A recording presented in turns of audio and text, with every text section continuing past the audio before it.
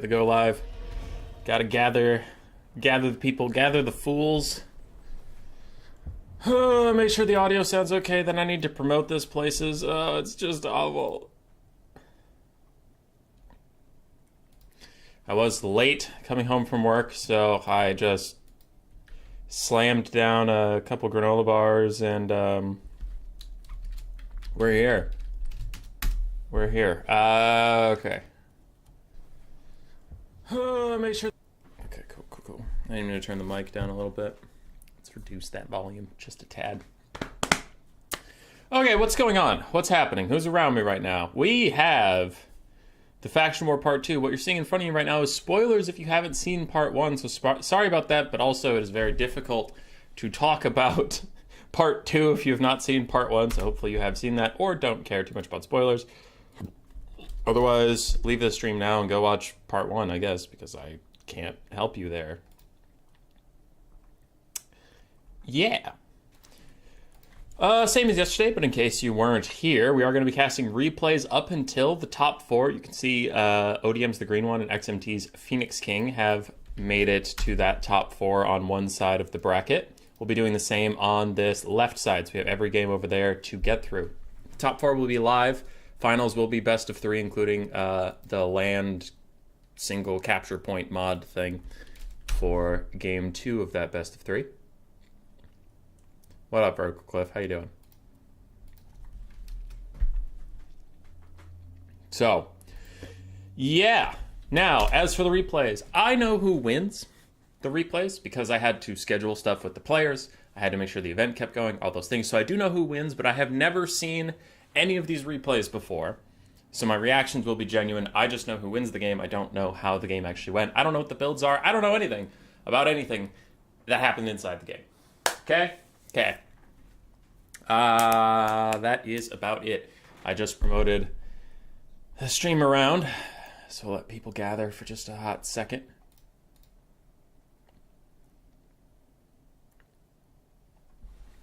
How is Khorne worse than Greenskins if Khorne beats Greenskins? See, that would be a matchup-specific thing, and when you're making a tier list, you have to consider every matchup in the entire game and how the faction is performing generally across the board in 24 different matchups, and then make a general assessment to give people a rough idea of how a faction is doing. So I feel like you can suck an egg. That's strangely aggressive, human boy. Why are you so aggressive?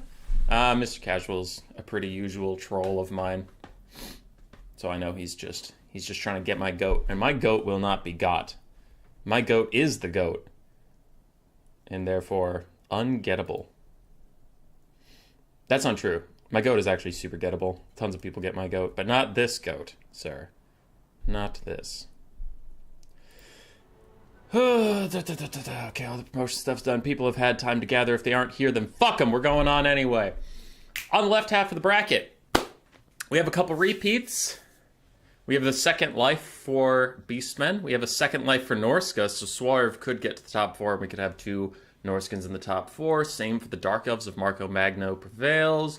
Strat Game could avenge me on the Skaven. When I fell out round 1, maybe he will rise to prominence where I've failed.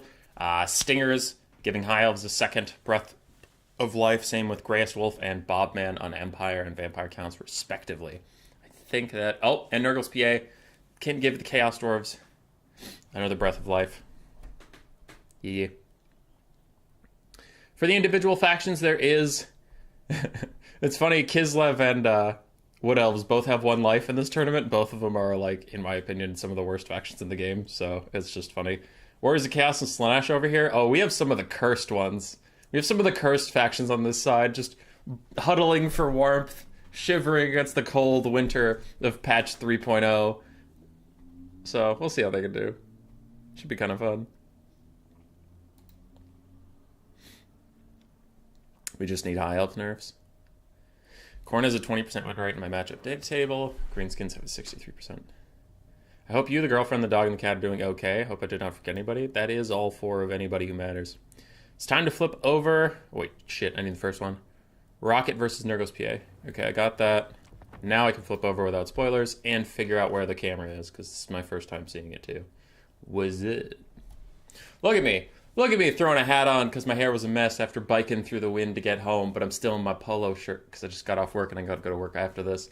It's a whole mix. We don't know if we're business casual or if we're just straight casual over here. We got nothing. All right, Norska versus Rocket. We have Queen Bess, but no Dreadquake Mortar to accept her challenge. That's some bullshit. Patrick Booter, TLDR of last stream, didn't manage to catch it yet.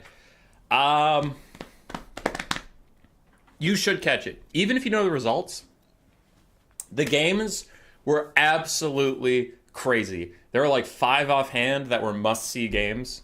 I don't think there were a lot of stinkers. But there were 5 must-see games. And if you can see one game from last stream, it is RTK's Hitman Hippo versus BBB Sentencia. Empire versus Nurgle. Blows my fucking mind. So good. It was such a good match. So if you can only watch one game from that stream, find Empire versus Nurgle. Glorious. It was glorious stuff. It was fucking great. But Dark Elves and Norska did grind it out through some pretty close games on the Norskan side. I think Dark Elves kind of slammed their way through it. I don't remember the games perfectly, but I don't remember Phoenix King having too much trouble getting through. Take off the hat? No. All right.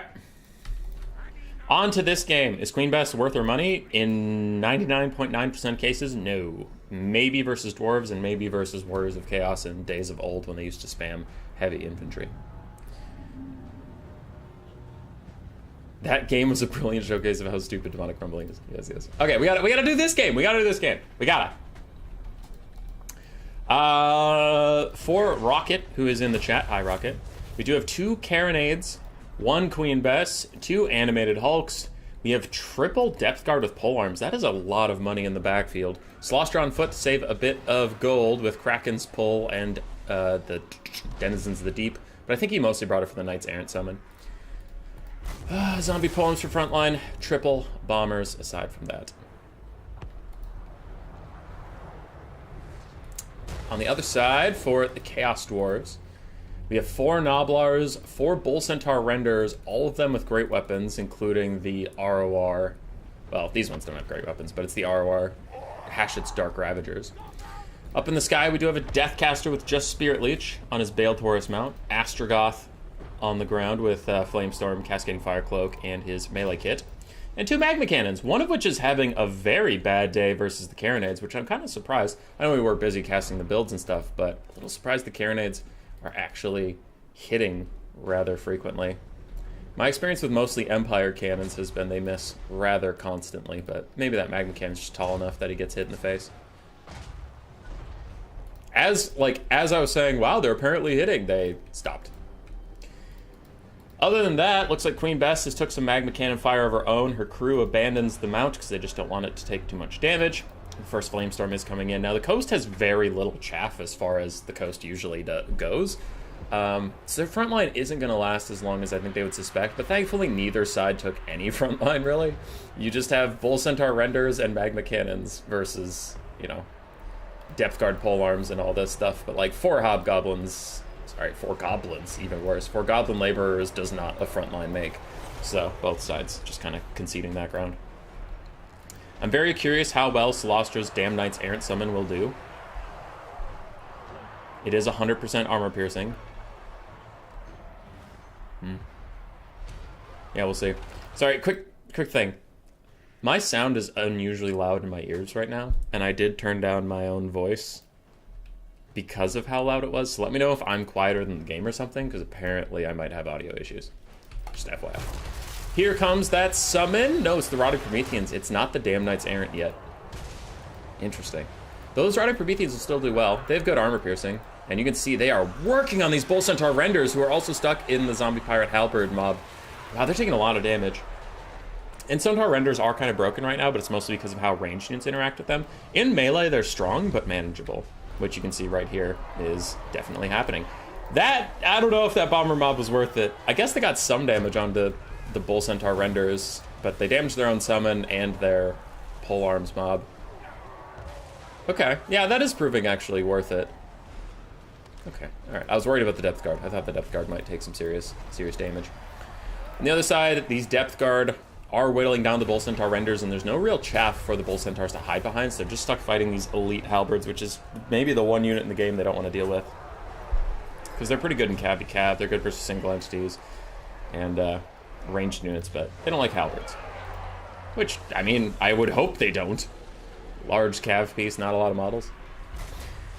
Astrogoth has magic damage, because of course he fucking does, and he's just running down Celostra right now with the help of his Demonsmith Sorcerer on his Bale Taurus. It looks like Celostra's throwing out her second Crab Summon. Nope, there's the damn Knights Errant. She does want to hurry up and get that out before she is sniped, which it looks like she is going to be sniped. Nothing on this earth can stop Astrogoth from getting to her at the moment.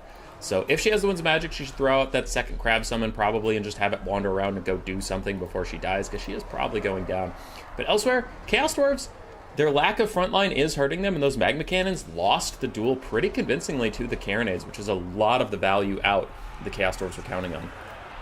Their two single entities are really all they have left on the map, except for, I guess, Hashut's Ravagers have a lot of HP. But Bull Centaurs aren't one you want to count on when your opponent has 3 Depth Guard with pole arms running around across the map, and Celostra actually did manage to escape. She did manage to survive, and she is going to chuck out that second summon, realizing, probably as we're talking about, that it's kind of now or never. She just does not have a lot. She does not have a lot of hope of staying on this battlefield with Spirit Leech and Astrogoth coming for that booty. You sound good? Alright, nice. I was worried that audio balancing was fucked. Does Warhammer take place on Earth? I don't think so. What up? Negetsku. Negudescu Valentine. I'm gonna call you Valentine. Huge Flamestorm from Astrogoth. Killing a lot of deckhand mobs, but it doesn't have the best armor-piercing values. It's still going to do great if it stays in the Depth Guard, but you can see they're not suffering nearly as badly as their polearm kin are. We have entered the late game of the Chaos Dwarves.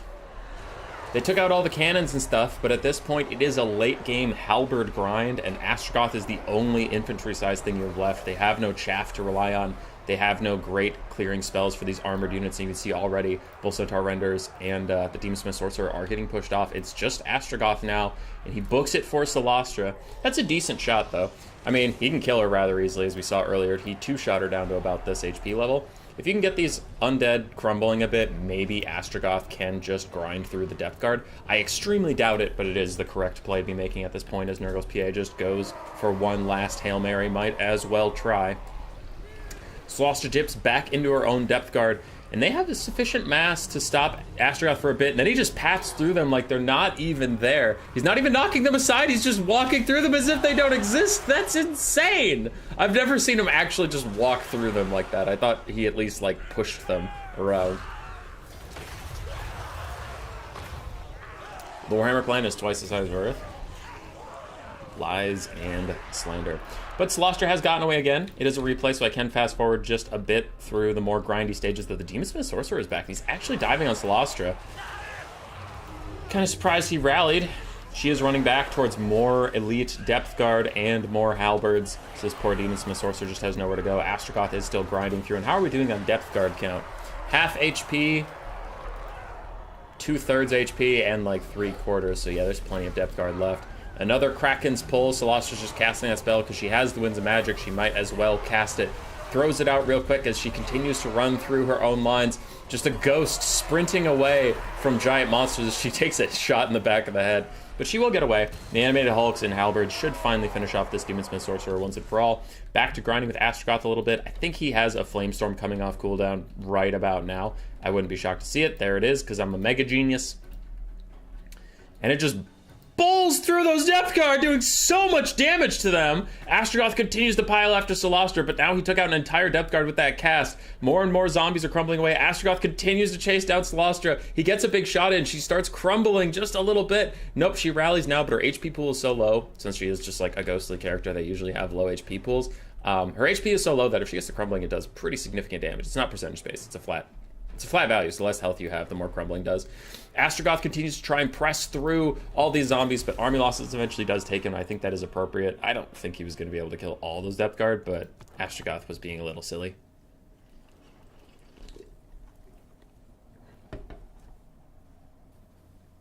You love Astrogoth's just a better Thoric, and he's already broken. He's a better Thoric, and he's a better Torox. He's literally what Torox is meant to do, but he's better at it. And he's what Thoric is meant to do, and he's better at it. And he's a caster.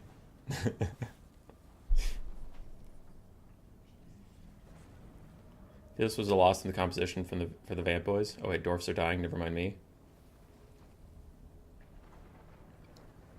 I think it was super crucial, and I was also surprised. I imagine Nurgle's PA was rather surprised. I was surprised the Carronades beat the Magma Cannons in a straight-up duel, because I've just been so underwhelmed by the Carronades. But the fact that they did that, Nurgle's PA build, it looks a little weird, but I kind of understand it.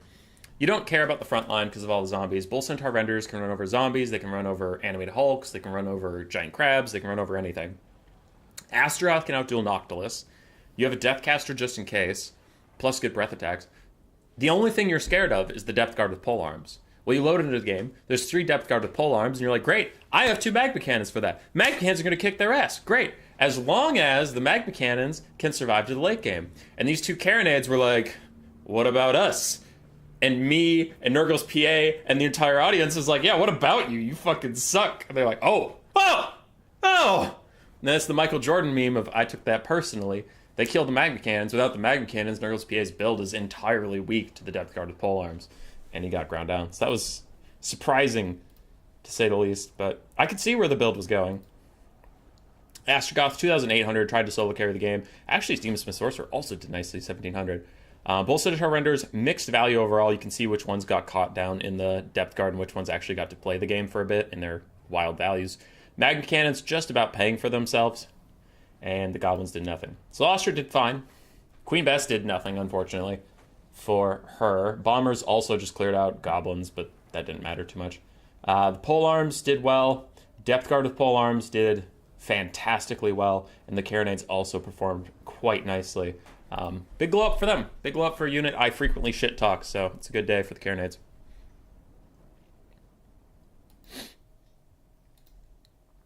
So we'll go to the Photoshop. And with that, because we already saw the other side of the bracket, Chaos Dwarves are not making it to the top 4. And what probably surprises a lot of people. But Carronades be spooky, I guess. I took you to the bracket, right? Yeah, I did. Nice. So next I'm looking for Sir Groot versus Cuden. Slaanesh versus Warriors of Chaos. 2 underwhelming factions in my opinion. We'll see. Sir Groot and I think Nameless Order, 2 people that have been playing Slaanesh recently, have messaged me and said I'm being too hard on Slaanesh. I know Hanadins, who's also in chat, has also been saying I've been too hard on Slaanesh. My response to you is put up or shut up. Huh? How about that? How about I haven't seen Slaanesh win a motherfucking game in my entire life since patch 3.0. So I don't care about your opinion until they start winning on stream. Middle finger. He's not on like Azazel with those attack animations being man-sized. Yeah.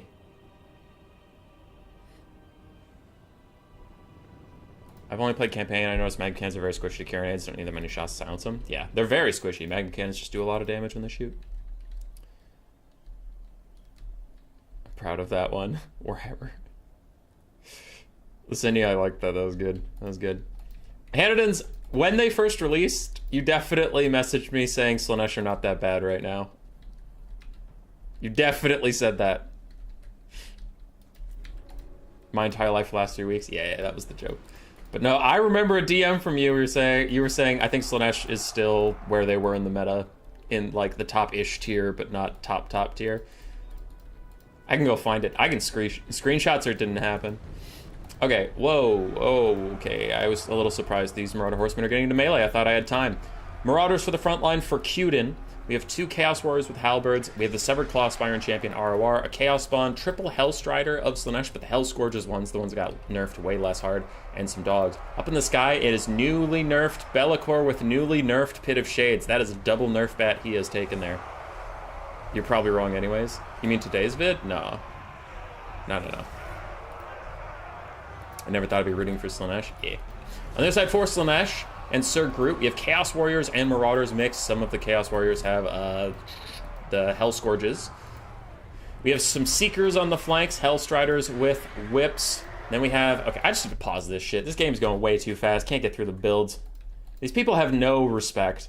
Alright, no respect. Let's just start the game and start playing. Let's not wait for the caster in the future. Talk about our builds. If you send me a replay, do nothing for the first minute and a half. Sit there in your spawn so that if I choose your replay to cast, I have a second.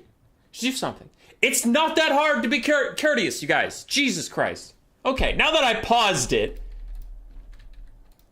we can also talk about the fact there's an Exalted Keeper of Secrets of Slaanesh here. Lash of Slaanesh to give the whole army some buffs, and that is the only spell they took, actually. Seductive Glory is just, it's just an army ability. Plus triple Horseman of Slaanesh. Those can keep Be'lakor a little honest. Warriors of Chaos have no ranged units. They didn't take any skirmish cav whatsoever. So if Slaanesh did have any flying stuff like Azazel or whatever, it would be free and clear to do what it wants, but they didn't, so it's fine. Alright, GG. Hellstriders, fighting other Hellstriders on the flanks, but they are going to get rear charged by dogs, and their very, very low armor makes them rather susceptible to dogs. You can see how much that rear charge is already doing. That is one of the downfalls of Slaanesh, and always has been, is they are very squishy, so they're quite micro-intensive, and if anybody gets a rear charge on any of your units, they're probably going to do good damage. Be'lakor throws down a nerfed Pit of Shades on the Chaos Warriors of Slaanesh. It's looking like it was undercast, judging by how much damage it's doing. But it just costs more Winds of Magic, I think, is all that nerfed about it. I don't know if they touched the damage. I honestly don't remember. A lot of changes in the patches, you guys. But with the Marauder Horsemen of Slaanesh turning themselves into a melee unit for a little bit, diving in, and the Exalted Keeper of Secrets also joining in the fight, they straight up shatter 2 units and rout off those other Hellstriders. So very nice play on the flanks here for Slaanesh. While the flanks are going well for Slaanesh, the frontline fight is decidedly not. Keaton has put most of his energies into winning that frontline fight, and he is doing so for now. Be'lakor is running around supporting the fights. His Pit of Shades took out some Chaos Warriors. Marauders and Chaos Spawn doing quite well here. But these are the nerfs in action. Be'lakor costs a significant amount of money, and the nerfs just made him cost even more. So the Warriors of Chaos are down about 1,000 gold army-wise. And Slaanesh just has more units out, so Be'lakor is going to have to earn back that cost. He's going to have to carry this game a little bit. Much like when you see the Blood Dragon Lord for the Vampire counts or something, it's just you heavily invest in this super strong single entity, and you're going to suffer across the map for it. So wherever he is, he has to win. He does his ITP removal work on the Mark of Slaanesh? Can he actually make Chaos Warriors of Slaanesh terror out? I don't know. Also, this is going to be a 3-person Pit of Shades, but he cancels it with Shadow Shroud. No, Cuden! He starts to recast it, but Sir Groots was definitely going to opt into that. It looks like he still may not notice the cast is coming out, and it will be a nice 3-person Pit of Shades to really try and get the Warriors of Chaos back in this game as Slaanesh is slowly taking over. More and more Chaos Warriors are routing. So he needed that big Pit of Shades, and it does catch about 2.5 units as Sir Groots realizes what's going on with the Seekers, and he does get out of there. Big Lash of Slaanesh gives the army-wide buff, and the Exalted Keeper of Secrets pointedly ignores Be'lakor until now, decides to jump in Seductive Glory and Fascination, trying to rampage and nerf down Be'lakor. Here comes the big shot, and we did just see a Shadow Shroud, so 60% damage resist is definitely on cooldown, and he's rampaging, so we can't do anything about it. But the dreaded T-pose. The perfect model is working perfectly for Slaanesh. Maybe why you don't see the Exalted Keeper of Secrets too much. He wastes the entire rampage of Be'lakor staring at his butt, which, while attractive, is not what you need to be doing, little Slaaneshi. She gets some good damage down, though. She decidedly wins that duel versus Be'lakor and can feel good about that. It just should have been a bigger punish than it was. Chaos is getting down to its last core of armored troops around a big single entity, Be'lakor, as Slaanesh dominates the map everywhere else. They do have plenty of routing units to chase to get army abilities up. It looks like for now they are opting into Skirmish Cav, poking down Be'lakor and the Seekers. Narcissism netting him in place so the Exalted Keeper of Secrets can come back in. I don't think she has any buffs to throw on herself, and Be'lakor even gives her an enfeebling foe. 26-36 for melee stats versus his 70-55. But she just don't miss. She does have bonus versus large. How much? Because you are constantly hitting this man. 25. Okay, I guess that makes it respectable, but still, the RNG on this Keeper of Secrets is kind of insane right now. She just don't miss. Wow. All right, go Keeper of Secrets, go. She just bodies his ass.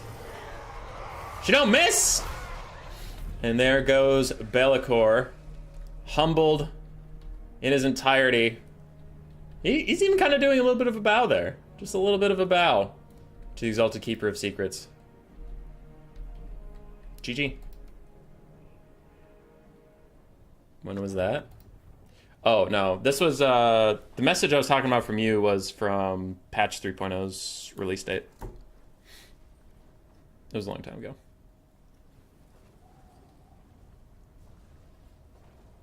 Hey, what up, Wicked? How you doing?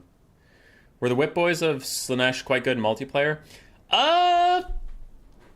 Mixed. A lot of people like them. I don't, personally. I've struggled to see them do really well.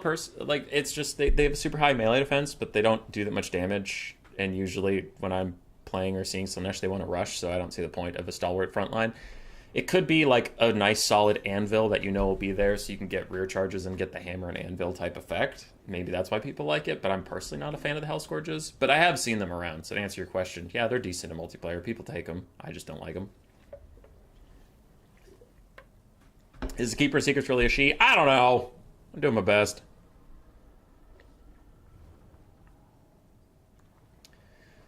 The Hellscourge Chaos Warriors? Yeah. They're super strong. See, some people keep saying that. I'm usually underwhelmed when I take them. Like, they last forever, but that's usually not what I need them to do. I kind of need them to win the front line. Alright. First Sir Groot, 1600 on the Lord. Didn't quite pay for herself, but she did good work. Seekers did well. Chaos Warriors and Hellscourges did fine. They held for a while. Hellscourge... What are you guys? Hellstriders. I already forgot your name. That's how nerfed you've been. Hellstriders with their Hellscourges did fine. Marauder Horseman Cav did well, and the Marauders, did okay. For Cuden, Bellicor, 1800 value. The Aspired Champions, ROR, and the Chaos Warrior Halberds not really getting their value back. Chaos Spawn also struggling on value. His Hellscourges did okay-ish. His dogs got mostly murdered, and his Marauders got murdered. So, overall, it's just the Chaos roster lacking in value in this game. Now you're ready to see Slaanesh in the semifinals just to mess with them? Yeah. That would be pretty funny. That'd be pretty good. Because it's definitely a faction thing. It's all faction. God forbid Sir Groot play well. It's just that his faction is actually super strong, and I'm just wrong. No one's allowed to play good or bad. You're right. You're right. I hate you guys. I hate all of you. Okay, this is going to be a game you're going to be happy to have the fast forward button. Again, I haven't seen these, but looking at the builds, I'm pretty sure fast forwarding is going to need to occur. Cathay versus Vampire Counts, Gotrek, Felix, and Miao Ying. The crowd goes fucking wild! Oh my god! It's the Hero Hammer! Holy shit! And they have Miao Ying! That's insane! We've never seen it before in our entire lives! I'm not a fan of Hero Hammer. I don't know, like, it was subtle. It was subtle. It was great acting on my part to throw in, like, I cast that super fairly and had subtle shade towards Gotrek, Felix, and Miao Ying. Just, it was subtle. It was so subtle.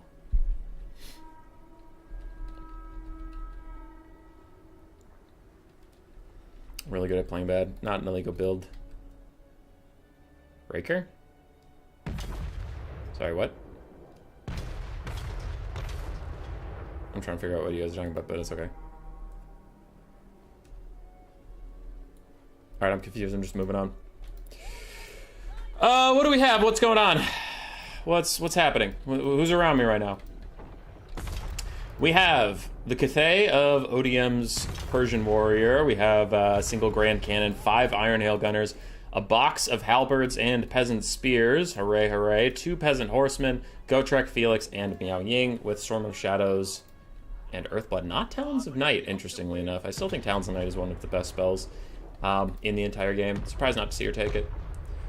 On the other side, Vampire Counts. We do have the Dire Pack ROR Wolves, 2 Black Knights recently nerfed to take away their magic damage, 2 White Kings, neither of which have Scab Scrath.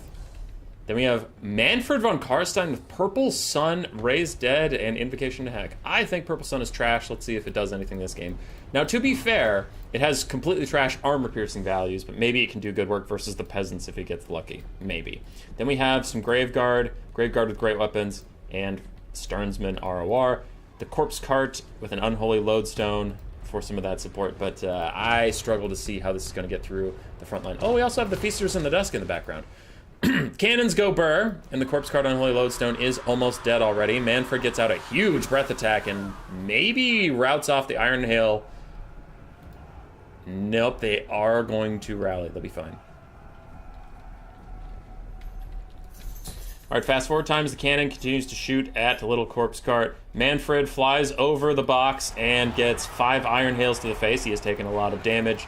Zombies are summoned, and then the hero hammer is going to get to them. The White King has tried to enter the box. Another White King is also working his way in, but with Gotrek Felix on his ass, I think this is going to be a pretty quick GG considering how much damage Manfred has taken. The corpse cart's entirely dead, so there's no healing or melee buffs. And you see the Stearnsman?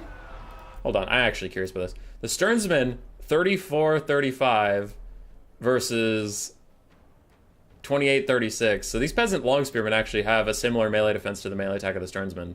But the Stearnsmen have a whole whopping 8 bonus versus infantry to cut through them like butter. Easy peasy lemon squeezy. These other Graveguard with 26 melee attack are not getting through the 50 of a Jade Warrior Halberd. So yeah, without that corpse cart melee buff, they're just not going to get through the ridiculous stat stick that is the Cathay frontline. White King runs out with half HP, and I didn't see a breath attack there. It looked invisible to me, but okay, it did catch 2 Iron Hail Gunners just a little bit. Summon is dealt with. Bounce power is significantly in the favor of Cathay, and I definitely agree. Things have gone very poorly for them. Feasters in the Dusk trying to fight Peasant Longspearmen. Feasters in the Dusk, 51 melee attack versus the 36 melee defense of Peasant Longspearmen. They will destroy them! Easy peasy lemon squeezy. What's that? They're getting out-damaged by the Peasant Longspearmen? How could this be? How could they be getting out-damaged by Peasant Longspearmen?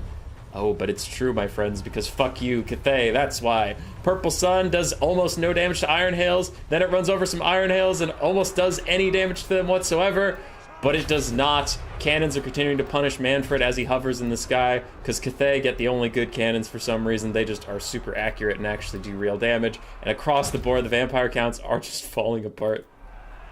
White Kings try to dive in, but I mean, Hero Hammer's gonna come for you while those cannons continue to just hit Manfred as the Storm of Shadows slows too much for him. He can't dodge anything while he's that slow. Quick Earthblood on the blob. The Feasters of the Dusk just push their way through the Peasant Longspearmen. They didn't even kill them. That's how sad the Feasters of the Dusk are feeling right now. And Manfred continues to get poked. Iron Hail is firing out. Manfred's attempting to stay in there, but the White King gets butchered by the Hero Hammer. Manfred accidentally hits his own Dire Pack and the Feasters in the Dusk a bit as he tried to get off a breath attack, but the Peasant Longspears and the Jade Warrior Halberds are still holding back that front line. Iron Hail Gunners finish off Manfred, and that is going to be army losses for the vampire counts.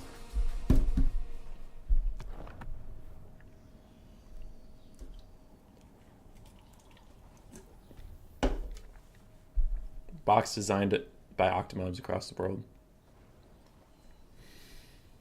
Dowaway, runaway growth hormone production.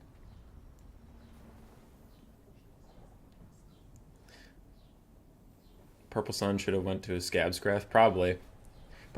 Like, I think Bobman might have been surprised by how bad Purple Sun is.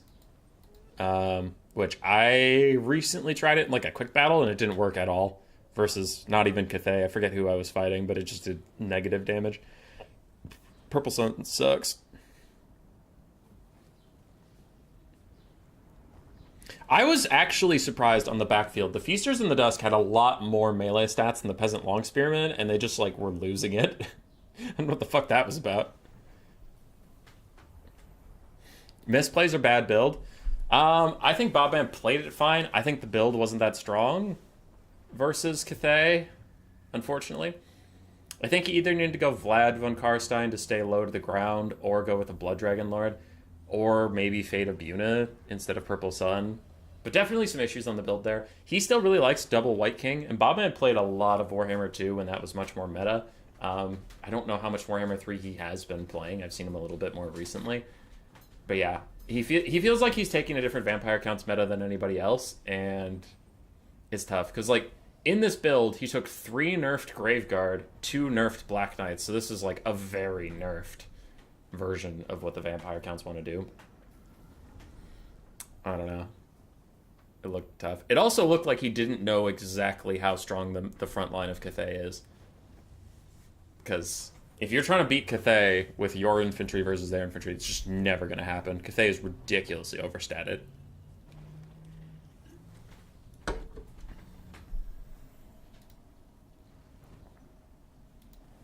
All right.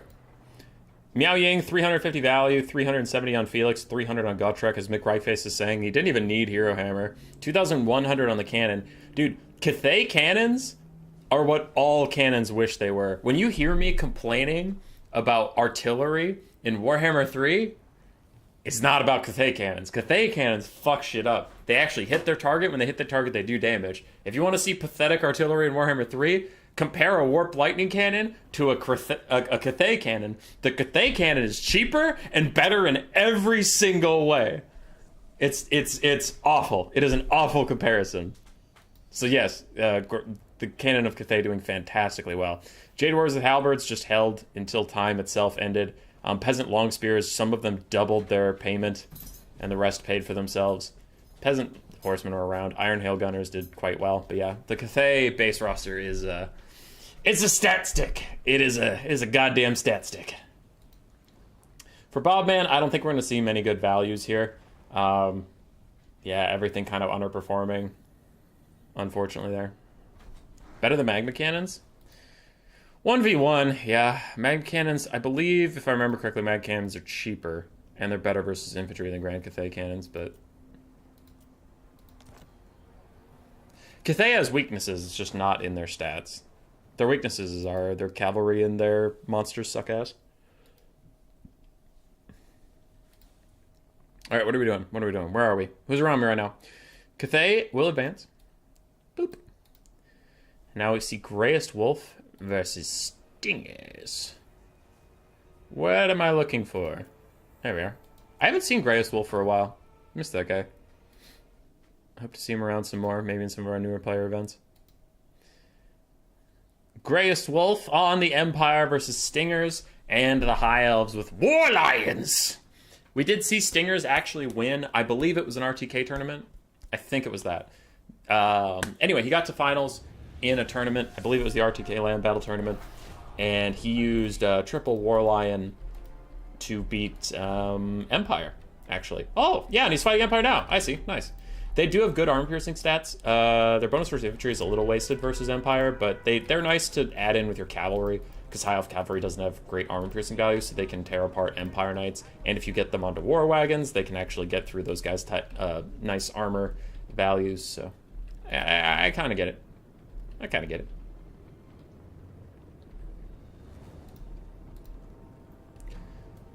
Oh, so what are the builds? Triple War Lion of Krace, 4 Rangers, 1 Archer, just for a little bit of ranged pressure. Looks like 2 Dragon Princes, 2 Lyrian Reaver Archers, Tyrion, Heir of Venarian, Wielder of Sunfang, Defender of Oathwand, Savior of the Phoenix Crown, with Faint Riposte and Foe Seeker, and a Life Mage with Dwellers Below, and Earthblood. For Greyest Wolf, we do have a Mortar. We have the Silver Bullets Handgunners, a wide deployment of Spearmen and Swordsmen, 2 Empire Knights, an Outrider with Grenade Launcher, 2 Demigryph Knights, the Sword variant, Boris Todbringer, and a Lightcaster with just a net. I don't know my right from my left. Can you explain it? Your right is this one, and your left is the other one. I explain things perfectly. Boris is going to have a tough time versus High Elves. He is a tanky lord in his own right, but he's very expensive. To make him worthwhile, you really have to punish people with their low leadership. You get buffs and they get nerfs. High Elves are not a low leadership faction, so I am concerned for Boris in this sense. Nice Dwellers Below onto the Mortar crew, but good job from Greyest Wolf to just abandon the mounts and get the crew away, knowing that that is probably the best way to avoid the damage, and now we can go back in safely. Pretty good dodge there. Nice stuff. Silver Bullets teeing off into the Lyrian Reaver Archers, and doing some pretty good work. Doing some pretty good work. Everybody loves the Silver Bullets. I imagine Tyrion is about to get netted, and the Silver Bullets are probably going to shoot him, so let's see how that goes. He turns his back, but Boris dives in on him to get some poke. That is going to block the Silver Bullets' line of sight, so they will not be able to get any shots off, and it looks like they're out of range anyway, so it is Boris just attempting to get some good value here. The War Lions and Dragon Princes dive in onto the Swordsmen, of the front line while Empire Knights are running out to deal with them. Mortars come in range of the High Elf archers, though, and that is the death of many an artillery piece. If you can't keep the archers far enough away, you are doomed, my artillery friend. Tyrion taking a lot of damage from Boris and the spears. He's about to half HP now, and he does get an Earthblood. Empire Knights caught out in the distance, though. Dragon Princes and the War Lions dip out of the front line to come kill these guys who are trying to snipe out the Lifecaster. They're getting worked down, those armor-piercing War Lions. Making some good payments. Acquitting themselves well, one might say, and Tyrion's down to half HP. So a pretty good start here from Greyest Wolf. Unfortunately, his mortars are on extremely limited time. His front line is slowly falling apart as the Rangers dumpster basic state troops. As you kind of hope they would. They're like twice the cost and have a bunch of bonus versus infantry and stuff. But the Outriders grenade launchers are here to deal with that. I wonder if they will take a volley onto those Rangers right now. As Boris clumps them up, this could be a nasty volley. Oh, and it's a good one. It's a good one. Gets them down so low that Boris even terror routes them. That was gorgeous. That was a nice volley. We like that a lot. Mortars are actually somehow still in the fight, and another net onto Tyrion as the Empire might be overcommitting resources a bit. Okay, it's not that bad. The swordsmen are running out. I thought the swordsmen were also here, so this was just a ton of things. Boris is getting good damage out onto Tyrion. Another Earthblood is going to top things off. How are the Demigryphs? They have been held in reserve for most of this fight. Looks like they finally got out and about, and they are murdering some Dragon Princes, and the War Lions have also taken significant damage, so apparently that fight has gone heavily for the Demigryph Knights. And it looks like they are going to wrap up that entire flank, but how does the central fight go? As more War Lions and Dragon Princes pour into the fight, these Empire Knights are taking a lot of damage, and the Silver Bullets tearing into the War Lions' flanks. Their missile resist is helping them a little bit, but just a little bit versus these Silver Bullets. And this mortar has been hanging on! The archers turn to fire at the Outriders' grenade launchers, but they're ignoring the mortars to their own peril. They are pushed off. The balance of power shifts pretty significantly in the favor of the Empire at this point. Demigryph Knights fighting those War Lions, actually taking bad trades at this point, and getting a little ahead of themselves. Surrounded by armor-piercing lines is not the way they want to go. Silver Bullets pulling back to safety. They have been kept so safe and secure this entire fight. They turn and get some free shots onto Rangers, doing good damage there as well. And the Empire appears to be putting a bow on this game. Boris Todbringer sees the Mage of Life fighting some of his own troops. He knows he has support. He dives in onto her with a net from the Lightcaster, but he misses the charge attack. Looks like he hits the one after it. And Tyrion is coming back across the battlefield. He knows he has to duel Boris here and now. He has to buy his Life Mage some time to get away. Outriders grenade launchers, some very unfortunate friendly fire, it appears, taking out their own Empire Knights and spearmen, and the mortars are doing the same. The Empire is turning on its own, and these Demigryph Knights, what was going well for them in the 1v1s on the flank, they're getting completely overwhelmed by sheer numbers of Elves, which is not a sentence you're used to saying. Normally the Elves are the outnumbered ones, but these Demigryph Knights not enjoying that situation at all. The War Lions munched them down, and those Demigryphs are running for the hills. Dragon Prince is going to get a nice charge onto the Silver Bullets, and while the early game was going well, if these Silver Bullets get compromised, a lot of the Empire's kill potential does start to fade away. Boris is still going for a good snipe onto the Lifecaster, is doing a lot of damage to her, but she is a high elf. Her leadership is stalwart. She ain't scared of nothing. She's getting out of there for now. We do have a healthy-ish. Oh, no. It was blocked by the thing, but yeah, Demigryphs are getting worn down by something. Looks like Dragon Prince charges in Illyrian Reaver arrows. As Boris tries to finish off that Lifecaster, balance power comes back towards the middle as the Silver Bullets are officially taken off the field. Mortars still firing. They've been in the middle of this just whirlstorm of chaos this whole time. They got super low and then everybody ignored them. Boris does dive in to try and save his last ranged unit, but I don't know if it'll be enough. Demigryph Knights have come to his aid as well. This could be a good pick, taking out some Dragon Princes, taking out some War Lions, but another Earthblood is going to heal them up while more Illyrian Reavers and Tyrion clean up the sides of the map. The Empire is just running out of gas at this point. All you have really is state troops and Boris to try and carry this whole game. And the state troops aren't meant for that. Light Wizard's nets have been pretty cool. Maybe take Shem's Burning Gaze on them or something, just for a little bit of damage potential, but overall the nets have been doing fine. Demigryph Knights are in here fighting with Boris, but there's just too much. These War Lions, man, they keep grinding away. How much damage have they done? Yeah, those ones have about paid for themselves. 900 on those. Quite nice. A healthy-ish Dragon Prince comes in and just bunker busters this whole area, routing off the Demigryph, shattering some Empire Knights. Boris's heal cap is within sight. Tyrion's still chasing down. Boris gets back up into the sky, but what can he do against such reckless high elf? Not much. There's a full health Dragon Prince nearby. Tyrion's still quite healthy from all the healing he's received. And Boris dives back in. He knows it's just do something. Now or never. He dives onto Tyrion. Looks like we don't have Fate and Riposte. It's just Foe Seeker. But Tyrion's still an insane duelist compared to Boris. 47-40 for melee stats versus 75-72. That's not going to go his way. Boris does have to back off. The Empire is in mass exodus. Illyrian River archers have caught those Outriders with the grenade launchers. And the War Lions and Dragon Princes await. They're like, land, Toddbringer, land. See what happens to you if you dare face us. Quick rear charge onto these spearmen. Nice job there. Doesn't do as much damage as you would expect, but the following charge bonus should get them enough. Do significant damage there. And Toddy stands alone. When Gondor called for aid, Rohan did not fucking answer. They did not. Because to be fair, Gondor was kind of racist. I'm referring to Midland. Midland's kind of fucked. Alright, Toddy's back. He's still trying to snipe out that Mage of Life. She gets out yet another Earthblood onto the Dragon Princes, Tyrion, and the War Lions. Toddy will probably rout off those Dragon Princes with a really nice charge, but he himself is heal capped now. Tyrion jumps in, slaps him upside the head, and Greyest Wolf is just going to bow out. And we go to sitting desk mode. Oi! Do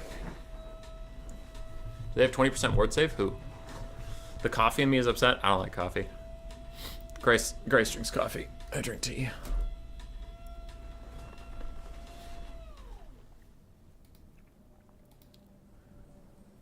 Thank you for organizing this, Skaven brother. Anytime, Strat Game, anytime.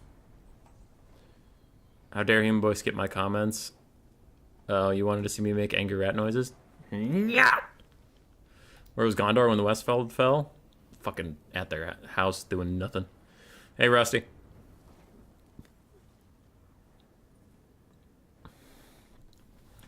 Tyrion, 2,100 value, surprisingly good value for him. And Stingers really did scrap back in that game.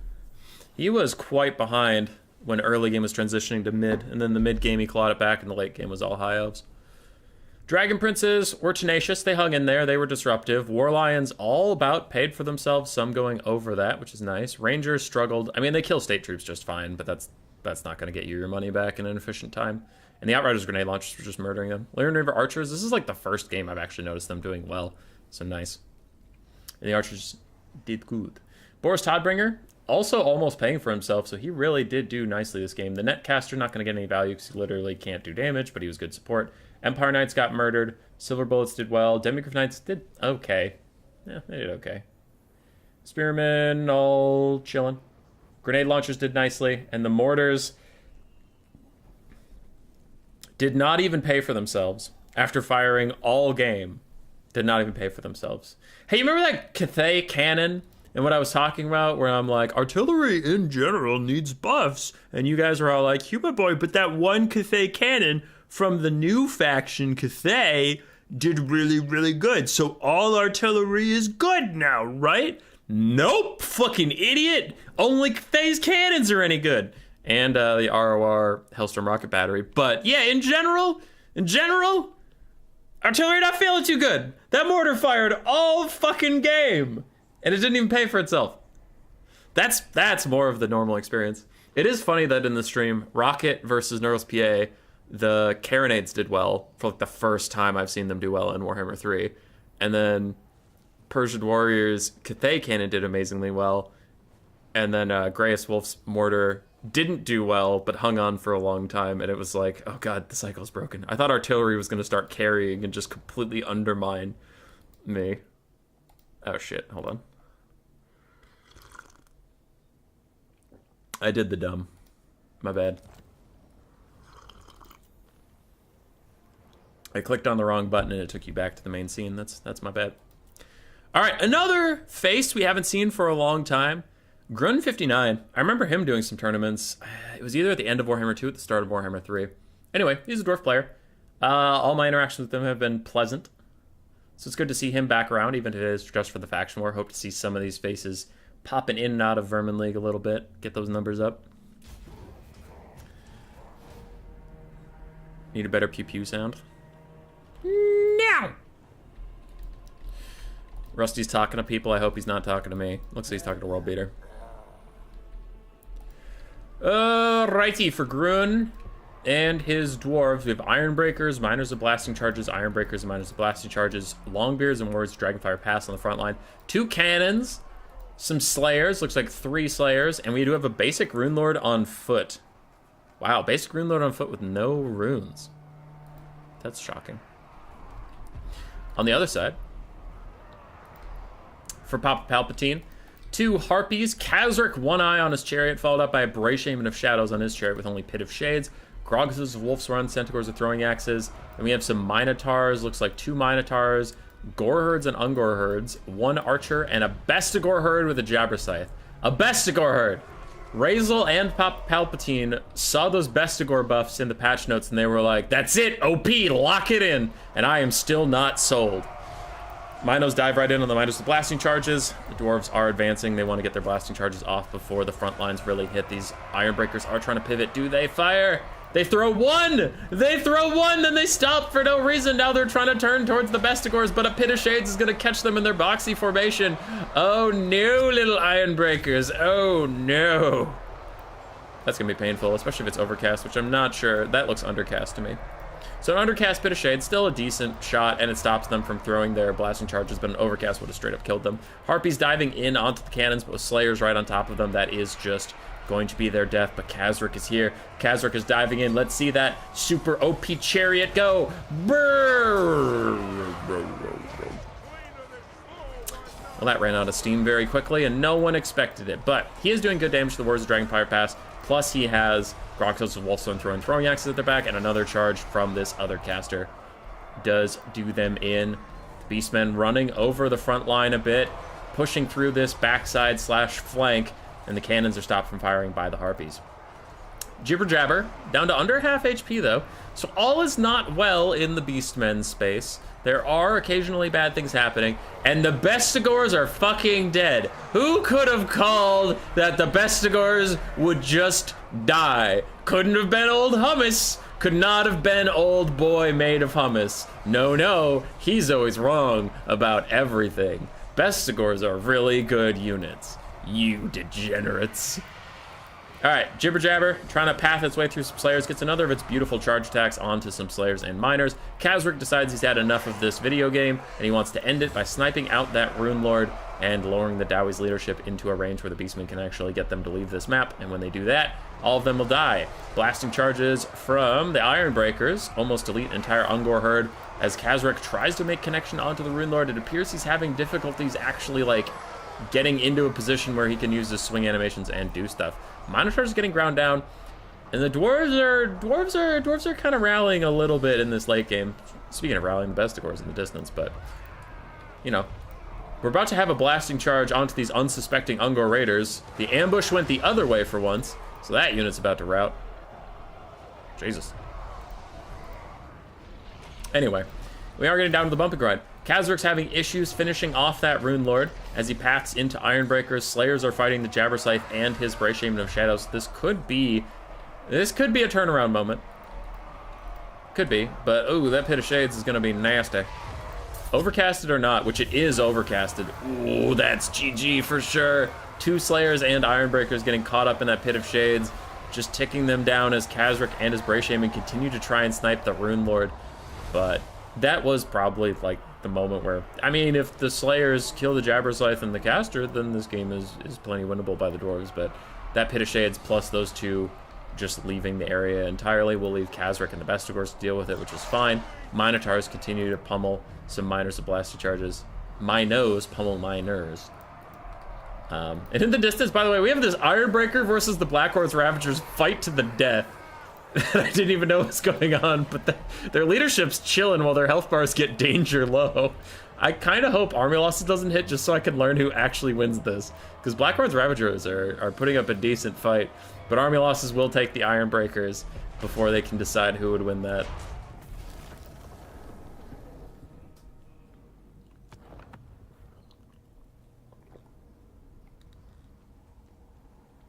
Pretty good for a charge from a single entity. Yeah. I think, now I could be alone in this, but I think if you have an expensive Chariot Lord and they get a rear charge on a unit that costs 400 gold, a unit of infantry that costs 400 gold, they should do like a pretty significant amount of damage to it. Like Cetra, right? If Cetra gets a rear charge on some swordsmen, I feel like he should have an impactful amount of damage, not like 20 gold value.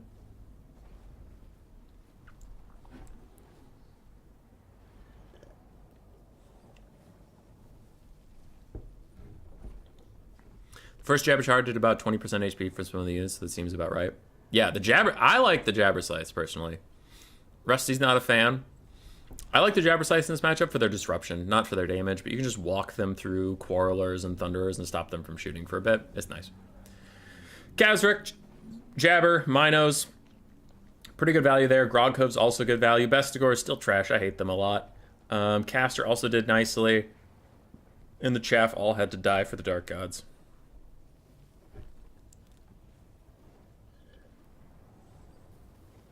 And the famous words of Pop Palpatine, good.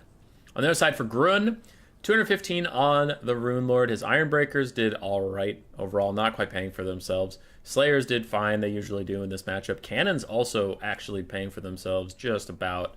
Longbeards struggled a bit, and the Miners Blasting Charges largely just didn't get their throws onto the right targets, it looks like. Their value is not where it should be, unfortunately. But it is tough. Like, when I do the brackets...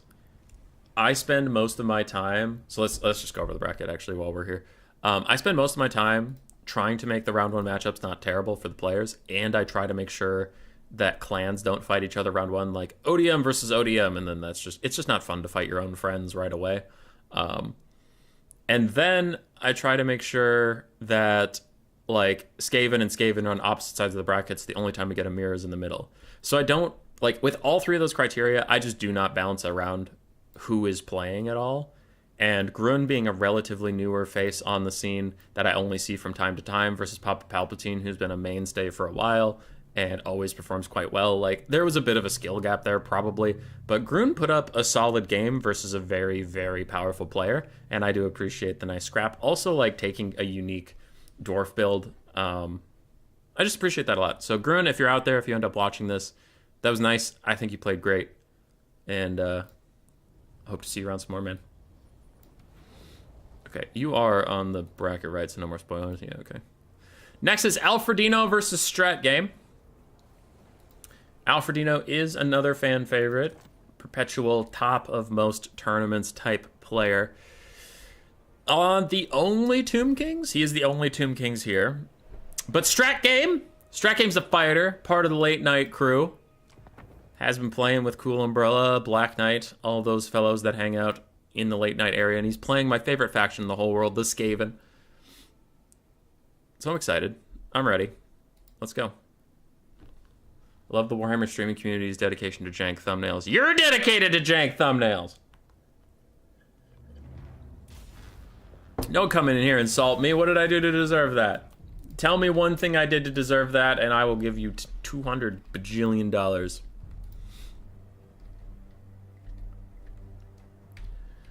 Nice to see the Dwarves is in Hero Hammer. I hope you started with my game so not a lot of people saw my shameful defeat. It was the second game, so yeah. Alright. For the Skaven versus Tomb Kings, we have a Warlord on a Brood Horror. He's just a nice little regenerating mount. He's relatively cheap, like a lot cheaper than you would suspect this Lord to be. I think he's like 1,300, which is actually quite nice. Warlock Engineer with Flensing Ruin and Howling Warpgale. We do have 2 Jezzails, 4 Rat Ogres, some Clan Rat Spears, Clan Rat Spears, Clan Rats, Plague Monks across the front line, and more Clan Rats. So what is it? As far as Skaven go, it's a very elite infantry corps with like no Skaven slaves. It's pure Clan Rats and Plague Monks. For the Tomb Kings of Alfredino, we have 4 Carrions, soon to be 3 at this rate. 2 Nehekara Horsemen, Cetra on his big kitty cat. A bunch of Skeleton Warriors, Quadra Ushapti Greatbow, 2 Skeleton Screaming Skull Catapults, and another Skeleton Springer on the back line. So, Remember what I said in the tier list video and in part 1 of the faction war. Skaven are struggling with big monsters with healing. Settra is a big monster, and he has healing. Let's see how it goes, but largely the problem is he can go wherever he wants to, he can get to whatever he wants to, and the Skaven can't punish it in melee. They can only really punish it with ranged, which usually Fate Immune can take care of. Now, to be fair, Settra brought his own lore, so he doesn't have Fate Immune to punish those like Rattling Guns or Jezzails or whatever, but we only have 2 Jezzails here, and Jezzails in Warhammer 3, they didn't get nerfs, they got changed. They do a lot better versus infantry now, but they suffered versus single entities and cavalry, so Settra does not have a lot to worry about on this battlefield. He can kind of wander through and just do whatever he wants, which is a big problem for the Skaven.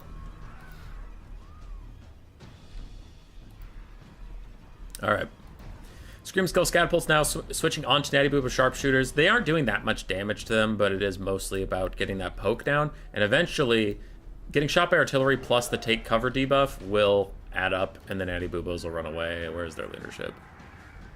Damage by artillery is -10, and then discouraged by ability is -8, so it can get pretty brutal. Settra charges back through, gets decent damage onto these clan rats, while Nehekara horsemen fight the warlord and these spears. They're going to be taking good damage out on those guys. Rat ogres get caught in Carrion and Nehekara horsemen, but I still think they're probably going to trade up in that situation. Now, while I say, this is a thing people frequently misconstrue, I do say rat ogres are struggling to hold a single entity in place and to punish a single entity. I'm not saying rat ogres are bad units. Rat ogres are good units, they just aren't good versus large single targets. They're better in things like this. They love scrapping with cavalry, they love fighting with carrion, they love fighting with other monstrous infantry, and their super low price point makes them very cost effective. I'm just saying they aren't good at holding Settra in place and stopping him from leaving, because he can kind of just walk through rat ogres, no issue. That's all I'm saying.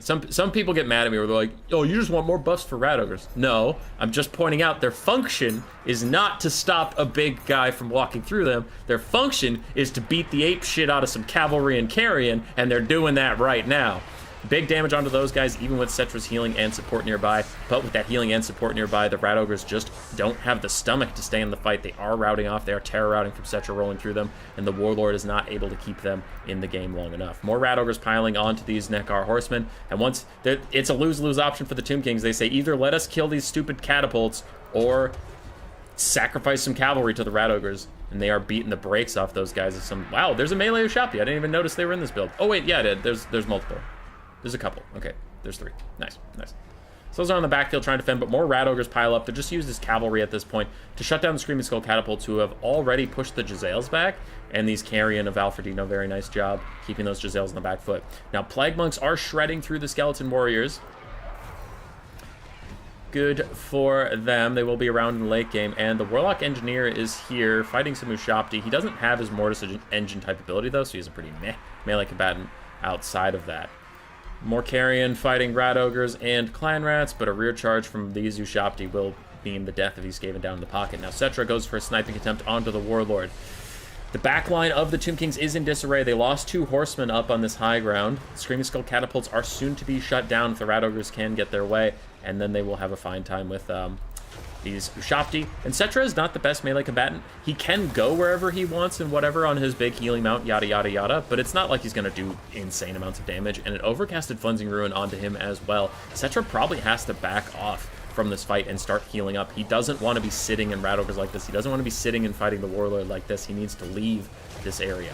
Ushabti summon comes down. That is going to be a very nice cast, especially if, I guess, Settra's just dedicating himself to the fight, then they will help him mitigate some of the damage, but also fight these rat ogres, and with their limited time as a summon, you don't care that they're in a Cleansing Ruin right now. More Carrion joining the fight. Settra's trying to tear out these things, but he is way overcommitting to this battle. Rat ogres can't hold you back, but if you decide to just sit in them, they're going to beat the shit out of you. You gotta leave, my guy! He's getting his ass kicked. He has turned around, so it looks like he is starting to try and leave. No, he's still attacking. He just will not give up on this lost fight. He needs to go. The Tomb King's lead is shrinking as Stratgame is sniping out Alfredino's Lord and Caster. He needs to get out of this fight. There's so much healing left for him if he can get out and spam some chief spells, all that stuff, but there he goes. He finally decides that it is time to go, and he leaves. Throw down an Syrian's Incantation of Vengeance. I think Nameless Order was talking to me about the spell, because I played with it once, and I thought it was really bad. but he was saying it's actually quite good, so let's keep an eye on it here. It is doing significant damage to that Plague Monk. It's not the most expensive spell. He was saying you need to cast it on stuff with a lot of models, over like 25, I think he was saying. So, good stuff there. Cetra did live, and now the Ushapti are back in. We have Plague Monks and Rat Ogres ready to go, but fighting undead in a grind fight when they have healing support and they're so spooky scary is a bad time. But Cetra, he spent so long in the blob fight taking all that damage, he hasn't had time to recover any of his health, and another Cleansing Ruin Overcast is down onto him. He backs off from the fight as is proper, but I wonder if he even has the Winds of Magic to spam out some spells and get himself healing up. I worry that Skaven spell might get him into crumbling territory. And across the map, the Skaven are getting a bit of a second wind. They have ground through the front line. Clan Rats will beat Skeleton Warriors. Plague Monks definitely will as well. So the Tomb Kings have no chaff left to mitigate any of the damage. Now all the damage is going on to Ushapti and Carrion and such. Cetra in the distance, still taking Cleansing Ruin. The spell is very, very strong. He's down to about 1,000 HP. Quite low. And the Skaven still have a Screaming Skull Catapult to get through, which is actually good for them in a way, because that means that balance of power is actually more in your favor than you think, because these Screaming Skull Catapults aren't going to do anything in this game. A full health Ushapti, a full health Skeleton Spearman still in the distance for them to deal with, and while I am singing the praises of the Skaven at the moment, they don't have a lot either. Like, they've gotten some good work done. The Tomb Kings are running on fumes, but so are the Skaven. They've gotten to that dangerous point where they have a lot of models left, but their leadership and their health is so low, especially versus a big, spooky, scary opponent like the Undead. If they come back to the fight, it's just going to be them leaving again as soon as they come back, like these Rat Ogres. Even seeing a catapult fire at Clan Rats, they decide it's not for them. On the positives, you still have a Warlock Engineer. I've only seen him cast 2 Cleansing Ruins, so he should have a third one for Cetra, making Cetra not a factor in this fight at all. Alfredino knows he can't rejoin the fight until that Warlock Engineer is dead, or until he's healed up enough to tank another Cleansing Ruin. So with that threat and the Warlord still healing up, his heal cap is not within sight, that Screaming Skull Catapult is going away. But this is a scary moment. With a lot of Ushapti and these random chaff spears, there's no chaff clearing spells, there's no Warp Lightning or anything like that, and the Warlord hates fighting random garbage. Brood Horror mounts in general are pretty good duelists. They're pretty good versus cavalry, versus monsters, all that stuff. Their splash attacks are not that great, so they don't want to sit in these spears. He's going to opt out. He leaves the Warlock Engineer for dead, and now he charges back in. But he just wants to keep taking fights like this. He wants to keep fighting Ushapti. He doesn't want to sit in Spearmen at all. That's the Warlock Engineer's job. But the Warlock Engineer is a fucking coward. At full HP, his leadership is starting to crumble away. Ushapti trying to make sure these Plague Monks don't come back. Strat Game is desperately clicking them over here. He wants to rally them, because even a wounded Plague Monk can do a significant number on that Skeleton Spearman. And again, that's all the Warlord needs. The Warlord needs those Skeleton Spearmen to fuck off and let him finish off the Ushapti like he wants to. Balance power shifting back in the favor of the Tomb Kings a little bit. Cetra has rallied with his Ushapti. I don't know why those Ushapti are going out there. Oh, I think they're to stop the Warlord. I think Alfredino was worried the Warlord was going to run over here. And look at that! Look at that! I knew it! As soon as the Cleansing Ruin is cast, as soon as it's not cast onto Cetra, Alfredino starts coming back to the fight. He was waiting! I called it! I'm not a dumb fool! You are a dumb fool! Alfredino coming back now that the threat has lessened. The Cleansing Ruin is cast on his Ushapti, and Strat Game was forced into that position. I don't think this is a mistake. I don't think it's like, wow, Strat Game, why'd you do that? It was pretty clear. Cetra, you know, it was between a rock and a hard place. He's like, save the Cleansing Ruin for Cetra and lose the game, or use it to clear out some of these Ushapti and Skeleton Spears, and then coin flip the fight on dueling Cetra later and see if that even matters. Now, one Cleansing Ruin, it is an amazing, incredible single entity sniping spell. It sucks versus infantry, and it's still pretty bad versus monstrous infantry. You can see that big overcasted Cleansing Ruin is not even fully clearing out the Ushapti. It did do nice damage, but it's not nearly as good as it is versus single entities. We're down to just the Warlord. We're down to just the Warlock Engineer fighting these Ushapti, and they can maybe clear it out, but Cetra's in the distance. He has a bodyguard unit he's kept safe for himself, and there's something behind the camera, too. It's a carrion unit. Okay. Plague Monks are rallying. They are tenacious little bastards, so they'll come back to the Warlord's aid. I bet, all things considered, like the Warlord and Warlock Engineer could beat this blob, but I do not think they can handle those Ushapti and Cetra in the distance. And Alfredino at this point is not entirely sure, it seems. It seems like he doesn't know exactly how much Wind of Magic Strat Game is used. He doesn't know if there's another Cleansing Ruin on cooldown. He doesn't want to risk running Cetra in, because if Cetra dies, he throws this game in the gutter. He wants these Ushabti to have the bullshit slow crumbling of the undead. He does not want Cetra to die. He does not want the balance of power to swing and for their crumbling to get even worse. Meanwhile, the Warlord is getting ground down. He tries to retreat to his Plague Monks. He tries to give himself a little bit more time to heal, but the Warlock Engineer routes, the Warlord routes, and Alfredino sticks in it. Rough start for the Skaven. Very nice claw back into the game. And nice punishment of a mistake there for Cetra just taking this fight. And I don't know what was going on there, but it was just not the right play for Cetra to sit in 2 units of Rat Ogres and 1v1 the Warlord. That it just went so poorly for him.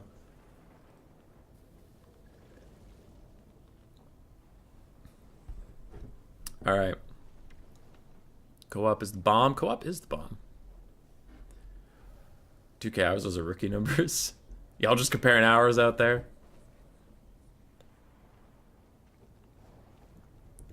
Stop playing Warhammer 2 Anticipation despite really wanting to for like a full year. I'd just play 3 more. Playing 3 on release made me just want to go back and play 2 because I thought the Vortex campaign was a lot better than the Paths campaign. GG, that was a great fight. It was a great fight. It was. And a lot of people would consider this a slightly favored matchup for the Tomb Kings. Now, when I make the bracket, I do ask the players, I said, you have 24 to 48 hours to say if you don't like your round 1 matchup, and I'll switch it. We did a bunch of switches, so it's not like, you know, oh man, you fucked over Strat Game and gave him a bad matchup. It's like, I gave him a slightly disfavored matchup and sat on it, and he accepted it. He's a fighter, he's a scrapper. He don't bitch out from nothing. And he took it to a very close game, so I like that a lot. Warlord paid for himself and then some, putting up good numbers there. Strat Game always has rather creative builds. The Jezzails got mostly murked. It's just a brutal time for them. Warlock Engineers did great. Rat Ogres did fantastically well as far as value goes. Plague Monks, their value isn't going to be that great, but those kill numbers are important. They cleared out a lot of chaff for the Skaven, especially when you're not bringing any globes. You got to kill off all those skeletons somehow and let the Rat Ogres do their work. Clan Rats also performed nicely, so overall the build doing good. For Alfredino, Cetra's not going to get a lot of value. He just, like, never does. But he was very annoying. We saw that. He could just run wherever he wanted, do whatever he wanted. A lot of healing for the army. Melee Ushabtis did okay value-wise. Screaming Skull Catapults actually did quite nicely. Considering their support utility is, like, routing stuff off, they also got their value back, which is kind of nuts. Netcar Horseman struggled.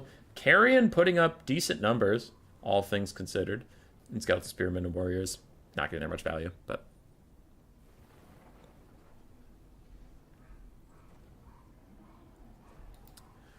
Icket Claw. Not Big Idiot Claw. Alright. GG. I have 2 things. What the hell?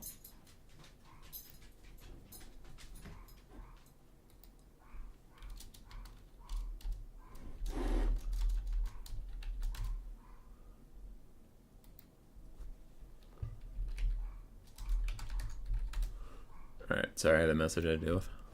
All that late night practice. What up, Cool Umbrella? How you doing? I feel like we talked about you earlier this stream, but I forget why. I have a pretty good replay from you coming up soon. Yeah. Yeah. Okay, sorry. I lost my train of thought for a second there. My bad. My bad, everybody. Yeah, so Alfredino advances after a very nice game from Strat Game. You are on the bracket. Yes, you are. So we have the one Tzeentch representative, Berserk versus Marco Magno. Do the Dark Elves make another deep, deep run into this tournament and prove themselves at the top of S tier, or can Berserk make a paltry B tier faction do some good work for him? I am currently under attack by a Hazel Basil, which makes me very sad. So I will get the screen back over here so you can see Hazel. Look at her. Look at her up in the corner there. Look at this little lady. Also, it's Berserk versus Marco Magno. Don't forget to look at the players and their builds and cheer them on and etc. But look at this little lady. Look at her. Oh. Oh. Who's a good lady? Who's a good lady? Who's so good? Who's so good? Is it you? Is it you trying to punch your dad? Are you trying to punch your dad? Don't punch your dad. Dad will punch you back. You want to get punched? You want to get punched? I'm gonna punch you right in your little puppy face. Punch, punch. A punch, punch. A punch, punch. This is probably riling her up more than it's doing me any good. All right, come on. You gotta go. You gotta go. Down. Down, you silly beaver. How many hours does Skaven Mail have between the 3 games? I think about 4K. Got, okay. Alright. Was it the games we played? I think it was the Greenskins versus Nurgle one, but that wasn't what I was talking about. Oh, it was during the tier list video. That's why I was thinking of you today. Yeah, it was during the tier list video, because I was talking about Nurgle, and I put them in C tier. And I know you and some other people rate them quite highly, but I think for, like, average players, they're not that good, and you need to be, like, a Nurgle specialist to make them do anything. Okay.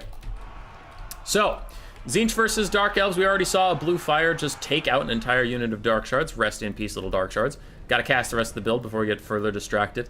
3 Dark Shards with shields, 2 Scourge Runner Chariots, 3 Harpies, a Coldwood Knight, a Dark Rider, Malekith up on his dragon. Very interesting Tzeentch build as more blue fires go burr. 2-for-1 special. Oh, that's a lot of damage onto those little infantry for such a cheap spell. God damn. For Tzeentch and Berserk, we have 3 Marauder Horsemen, maybe? Yep, 3 Marauder Horsemen. 2 Screamers, 2 Furies, Kairos Fate Weaver with Blue, Fire, and Regrowth, his pretty standard kit at this point. 1 Soul Grinder, 2 Marauders of Tzeentch, a triple Forsaken of Tzeentch. It's the Tzeentch classic. The rest of the build, Tzeentch actually has a lot of variety in builds, but most of it, he has a lot of variety in builds outside of the Lord is almost always Kairos, and there's always a Soul Grinder. The rest of the build varies, the rest of the build always fucking dies, and in the late game, Kairos and the Soul Grinder carry the whole thing. All those games are pretty good. It was from that one. It was from that one. But yeah, it was the one where it came down to Wurzag versus Kugath in Melee. That was pretty close. Alright. Harpies and Malekith deciding they want the air fight, which is not something you usually say versus Tzeentch. Tzeentch is quite good at air combat. But with these Furies and with Malekith, I mean, you will be fine. Marco Magno right now is just trying to get a fight. This kite phase is definitely not going in his favor as blue fires continue to just go burr. Half health off of a Coldwood Knight from a blue fire. It's insane. It's insane. It's insane. Blue fire is an absolutely nuts spell. I feel like game 3 came out. People said blue fire is fucking nuts. And everyone said, yeah, they are. People abused blue fire for like 3 or 4 months. And then it disappeared with nothing happening to it. And recently, with like Pit of Shades nerfs and other nerfs, people are like, oh yeah, blue fire was kind of cracked. And it all of a sudden is back. Because like the last 2 or 3 streams, it just keeps going burr. I hate that spell. I hate it so much. It costs no Winds of Magic. It costs none. Negative. 0. This bitch has Arcane Conduit and Life Leeching. The more he casts, the more he gets. It's stupid. It's stupid. I hate blue fire. I hate it. I hate blue fire so much. But what sucks is Tzeentch really needs buffs. Like, it sounds weird, but without blue fire, Kairos, and a Soul Grinder, this faction is absolutely dead in the water. So Tzeentch, it's funny that I talk about things that need nerfs, like Kairos and Soul Grinder, but I actually think overall this faction needs buffs. Because so much of their stuff sucks. Harpies continue to fight Furies in the sky, but the Dark Elves are slowly advancing. Tzeentch just wants to continue to kite them, regen those shields, use all that ammunition, and a blue fire on a cluster of Harpies. How much damage does it do? About 1/3 of their HP, and the Gaze of Fate nets them in place, lowering their melee attack and making them just completely helpless in the sky versus these Screamers and Furies. They get torn apart. Soul Stealer onto 2 more flying units. Marco Magno trying to heal up Malekith, but also, I guess, punish those guys. But it's not going to do a ton of damage to them. It wears off, and they can just run away and get their shields back. So, unfortunately, a bit of a whiffed cast on that Soul Stealer. Not worth it. Yeah. Does Warp Flame count as fire for resists? I don't know, but blue fire does do fire damage. Yeah. You can see at the top the range damage has a little fire and the magic thing next to it, so it does magic and fire damage, yes. Alright, tier 3 Tzeentch army ability. Wait, didn't he just use that? What the fuck is the cooldown on the Gaze of Fate? Its cooldown is 90 seconds? That did not feel like 90 seconds. It uses another Gaze of Fate to lock these Bleak Swords in place. A tier 3 army ability just tearing through the chaff that the Dark Elves have left. Oh, they're taking so much damage. One of them was netted and can't dodge, but the other one's kind of half dodged and then stayed in place, and Tzeentch is getting so much damage value off. And like, the main melee fight still hasn't even happened. Some air units have taken some damage, but all 3 Forsaken of Tzeentch are around? No, okay, 1 died. 2 Forsaken of Tzeentch are still around. Tzeentch has thrown 2 Marauders and 1 Forsaken into the Grinder while just getting all of this kite out. All this damage from the Soul Grinder, from the Marauder Horseman, and from Tzeentch's fucking Blue Fire. Kairos absolutely nuts. 1800 value so far. He's still full HP. He hasn't even broken his shields all game, and he does dive down into Dark Riders. Now he is surrounded by Dark Riders, so clearly he is stuck in melee combat. Never mind, that bitch just walks out because the bird models are functioning as intended. And you might be like, Human Boy, that's just Dark Riders. I have shown it on previous videos that he can walk through Chaos Spawn. Like, it's pretty well documented that the Tzeentch big bird model characters do have, like, busted ass models that can just walk out of anything regardless of mass.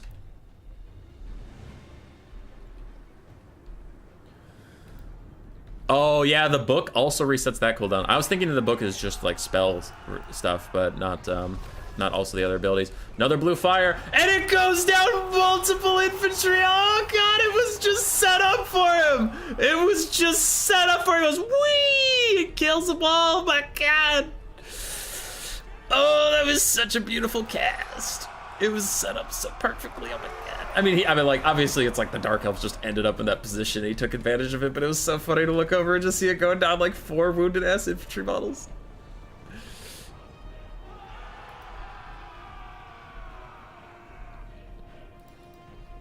Soul Grinder needs a regrowth though. Kairos has been just spamming out Blue Fires. He definitely has the Winds of Magic for a regrowth, and he is probably coming over to spend it on the Soul Grinder right about now. I don't see any other reason that he walks over here. Yeah, there it is. There it is.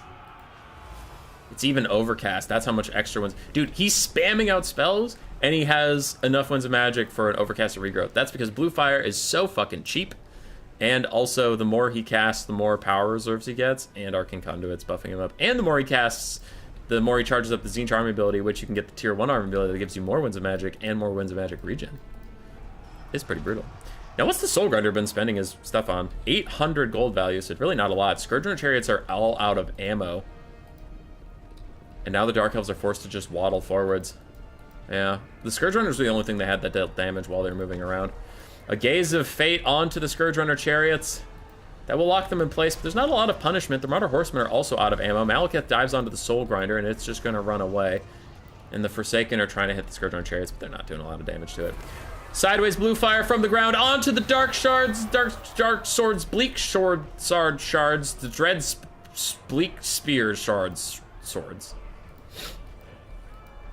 You had a stroke. I didn't know a stroke. These guys are all starting to rout. Tzeentch still has a pretty good air game. We have a full health Forsaken over there in the distance. Malekith is still trying to find a fight as the Soul Grinder kites away. Blue Fire is so dirty it makes Nurgle blush. Yeah, a little bit.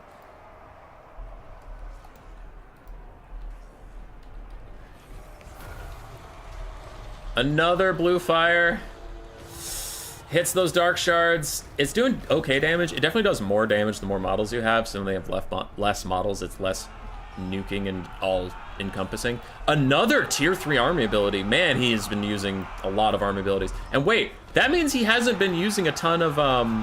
there goes his Staff of Tomorrow.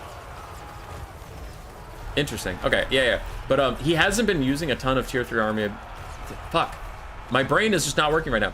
He used 2 Tier 3 army abilities, so he hasn't been using all of his army ability on the Tier 1 to just get shit tons of Winds of Magic and stuff. So he's been doing all of this without the Tier 1 army ability. That's nuts. Malekith is almost heal capped. The Dark Elves are massively down in the balance of power, and I for sure agree. There's even room for another regrowth onto the Soul Grinder as he continues firing. Kairos has just been murdering everything with Blue Fire, and the Marauder Horsemen are here. They don't have any ammo left, but they can just chase down anything that routes. And Tzeentch still has a Screamer. They still have a full health Forsaken. And I think this is over. Soul Grinder continues to shoot Malekith, and Marco Magno concedes.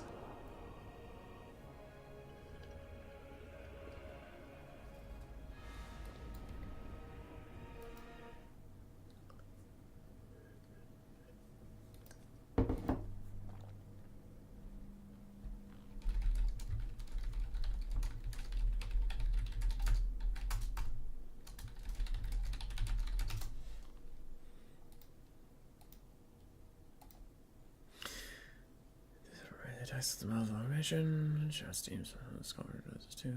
Okay, well, I'll read that later. I'll read that later. Bunch of people messaging me during the stream. Makes me irate. Stop messaging me! What a disgusting Tzeentch game. I'm glad I predicted Berserk to win the finals. Yeah, Berserk's a great player. And this is, like, the correct way to play Tzeentch right now. That's a problem with, like, faction design.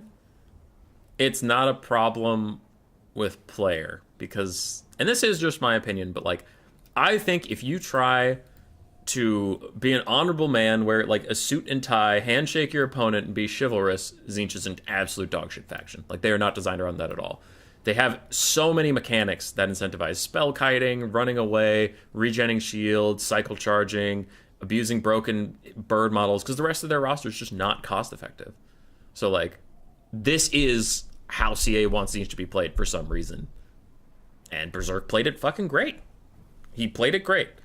Marco Magno struggled to get any initiative in this game. Mostly he was just walking around with infantry after a faster force getting spell kited, and that's just shit that happens. I think he played it fine. I think he played the best he could, but there was a bit of a build diff. He either needed bolt throwers to try and keep Tzeentch honest, maybe more Scourge Runners, maybe more Cav, repeater crossbow Cav or something. He needed more tools of agency, because Berserk just quickly took control of the game and walked around, just led the Dark Elves by their nose for most of the game. And that's that.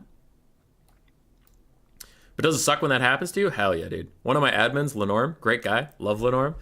I am still salty about the last game we played, Tzeentch versus Skaven. It fucking tilted me off the face of the earth. I fucking hate that.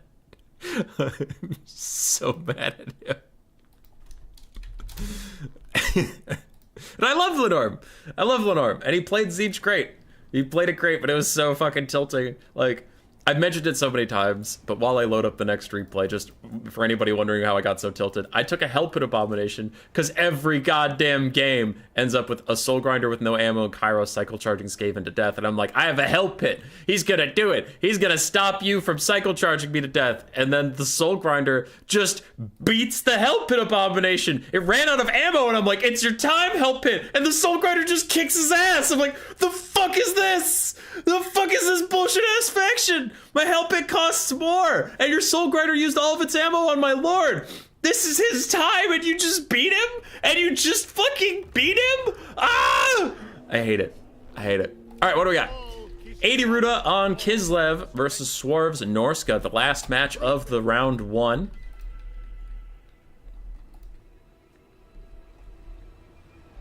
Now I want to see that match. It was pretty good. Like, it would be miserable to watch, but it was like a good match from Lenorm. Kislev versus Norska. They did take Zargard. This is like a pre-Immortal Empire style build. It is a Zargard complete box with Zargard with great weapons and basic Zargard. We have a Blizzard and Hailstorm caster, a Patriarch with bonus, the melee attack, healing, and vigor bonuses. We have the Frozen Heart of Winter Elemental Bear, and Boris Ursus also on foot with his Shard Blade. All right. For Norska, we have a Breath Attack, doing some good damage to a Marauder. More Marauders, more Berserkers, Marauders with great ones, Marauders, Berserkers, Marauders. Wolfric on his Mammoth with Sea Fang and Fight or Die. He will actually be quite good versus all these Zargard. We have a Metals caster with Final Transmutation, which will also be good versus this blob. We have some Skin Wolves, more Marauders, and more Skin Wolves and Dogs. Cool. Pretty standard Norscan stuff. They do probably want some ranged weapons, but they have decent blob punishment tools in the Sea Fang, though that did not do as much damage as you would hope. And Final Transmutation. We'll see if the Mammoth buffs really help Wolfric out as he dives in, does 0 damage on the charge, and is now just kind of helplessly wandering around, lost in the sauce. The retirement home is coming for him, and Wolfric is very dazed and confused as he tries to get to Boris Ursus. He pops Hunter of Champions on him, but he can't get into range as the Frozen Heart of Winter is standing next to him, saying, "Try me, bitch. Try me. You won't get past." He even throws down all of Kislev's buffs. Silic's Lullaby and the plus 40 melee attack makes these Zargard absolute world beaters. Their stats are up in the 50s on each side. And we also have the Frozen Heart of Winter's Bound Heart of Winter hitting all of these Marauders and these Berserkers. Swarv does have some troops on the backside. He looks like he's letting his Skin Wolves recharge, but these Beasts of Tashnar might want to sneak in here and get some rear attacks down on the Zargard. Though there is no ranged unit to really flank, so I guess who cares? Huge final transmutation. It is not overcast, but Foot Boris is not having a great time versus our boy Wulfric. Though his leadership is doing better than Wulfric's, even though Wulfric has 10,000 HP and Boris has 2,000. I don't know why Wulfric's leadership is so bad, but oh boy, it fucking is. Anyway, Beasts of Tashnar, Norskan Ice Wolves, Marauders, everybody piling in. This is probably too many units all on the same target at the same time. Makes you an easy target for spells or breath attacks or something, so I wonder if that will get punished for Swarv. Meanwhile, Kislev is pulling ahead on the balance of power as Norska's units are routing. They will need to get a second wind and get back in here, but it looks like actually a lot of them are straight up dead or shattered. Okay. Wulfric continues charging around. Now the Frost Maiden is almost routed. Nice 3-man Seafang, but I feel like Seafang does so much less damage than it used to in Warhammer 2. I don't know. It was good. It was well aimed, but it just doesn't do any damage. What were we talking about? Frost Maiden of Tempest getting pretty low. Boris getting low-ish as well. Maybe Wulfric can go snipe him out. Breath attack whiffs from the big bear. Wulfric trying to wander in here, but he can't quite get onto anything.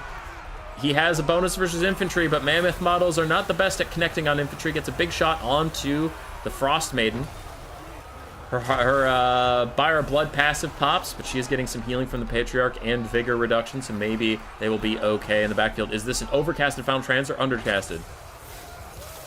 It is regular casted. Damn it, we need an overcast in here somewhere.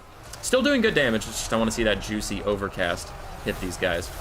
That lady is so low on HP. As soon as her Byra Blood wears off in 4 seconds, she is going to tear her out from Wulfric and run outside the build. Maybe Norska can run her down then, but they're just running out of steam. There's so many Zargard left. They've gotten way too much healing, and the Frozen Heart of Winter is also rather healthy. Boris is still chilling. Another Shard Blade comes out, and it's a tough time for Norska. A lot of their Marauder Berserkers don't have armor piercing or anything to get through these Zargard. Not enough armor piercing, actually, just in general. Damn. Norska, you tried. You still have a rep in the top 4. Green one's there, but Kislev punching up.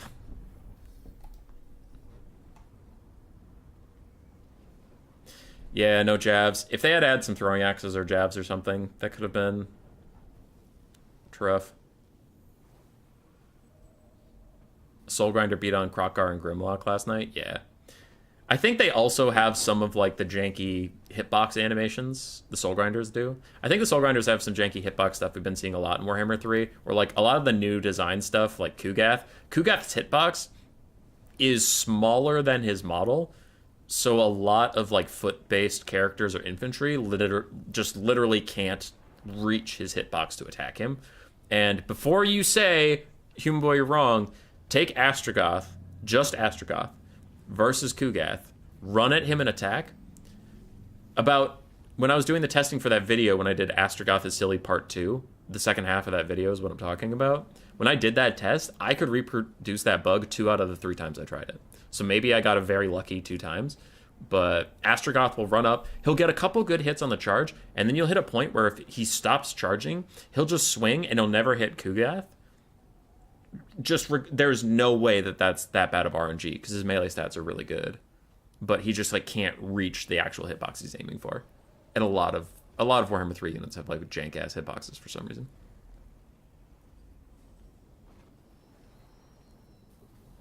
Rusty, I agree with that assessment. Yeah, probably just send in units one at a time and overcast Final Trans.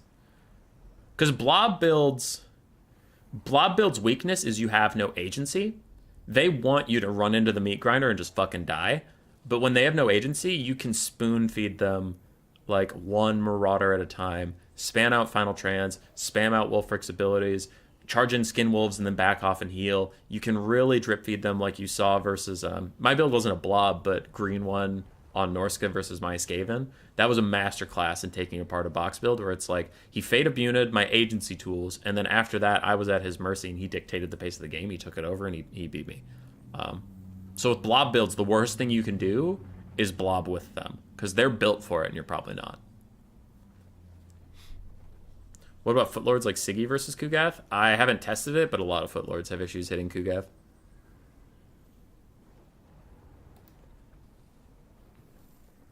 Why is Rusty not a mob? Because he's a chump. Because he's a chump. 2,600 on Wolfric. Wolfric actually did nicely on his Mammoth. Like, he did pretty good work this game.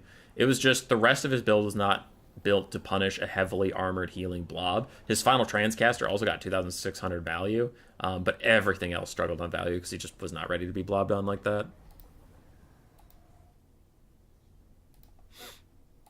GG's. That is the first round. Now that is over half the stream done because we have half the amount of games to cast and then half that amount. So bear with us. We're going to start rocketing through these. Super easy.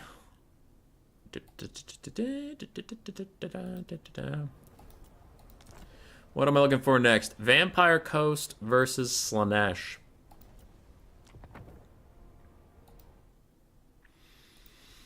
Sir Groot's back at him. We have Triple Chosen? Triple Chosen of Slaanesh and Exalted Keeper of Secret still. He apparently really likes that Lord and some Seekers and stuff. Wow, okay. Bold Slaanesh build.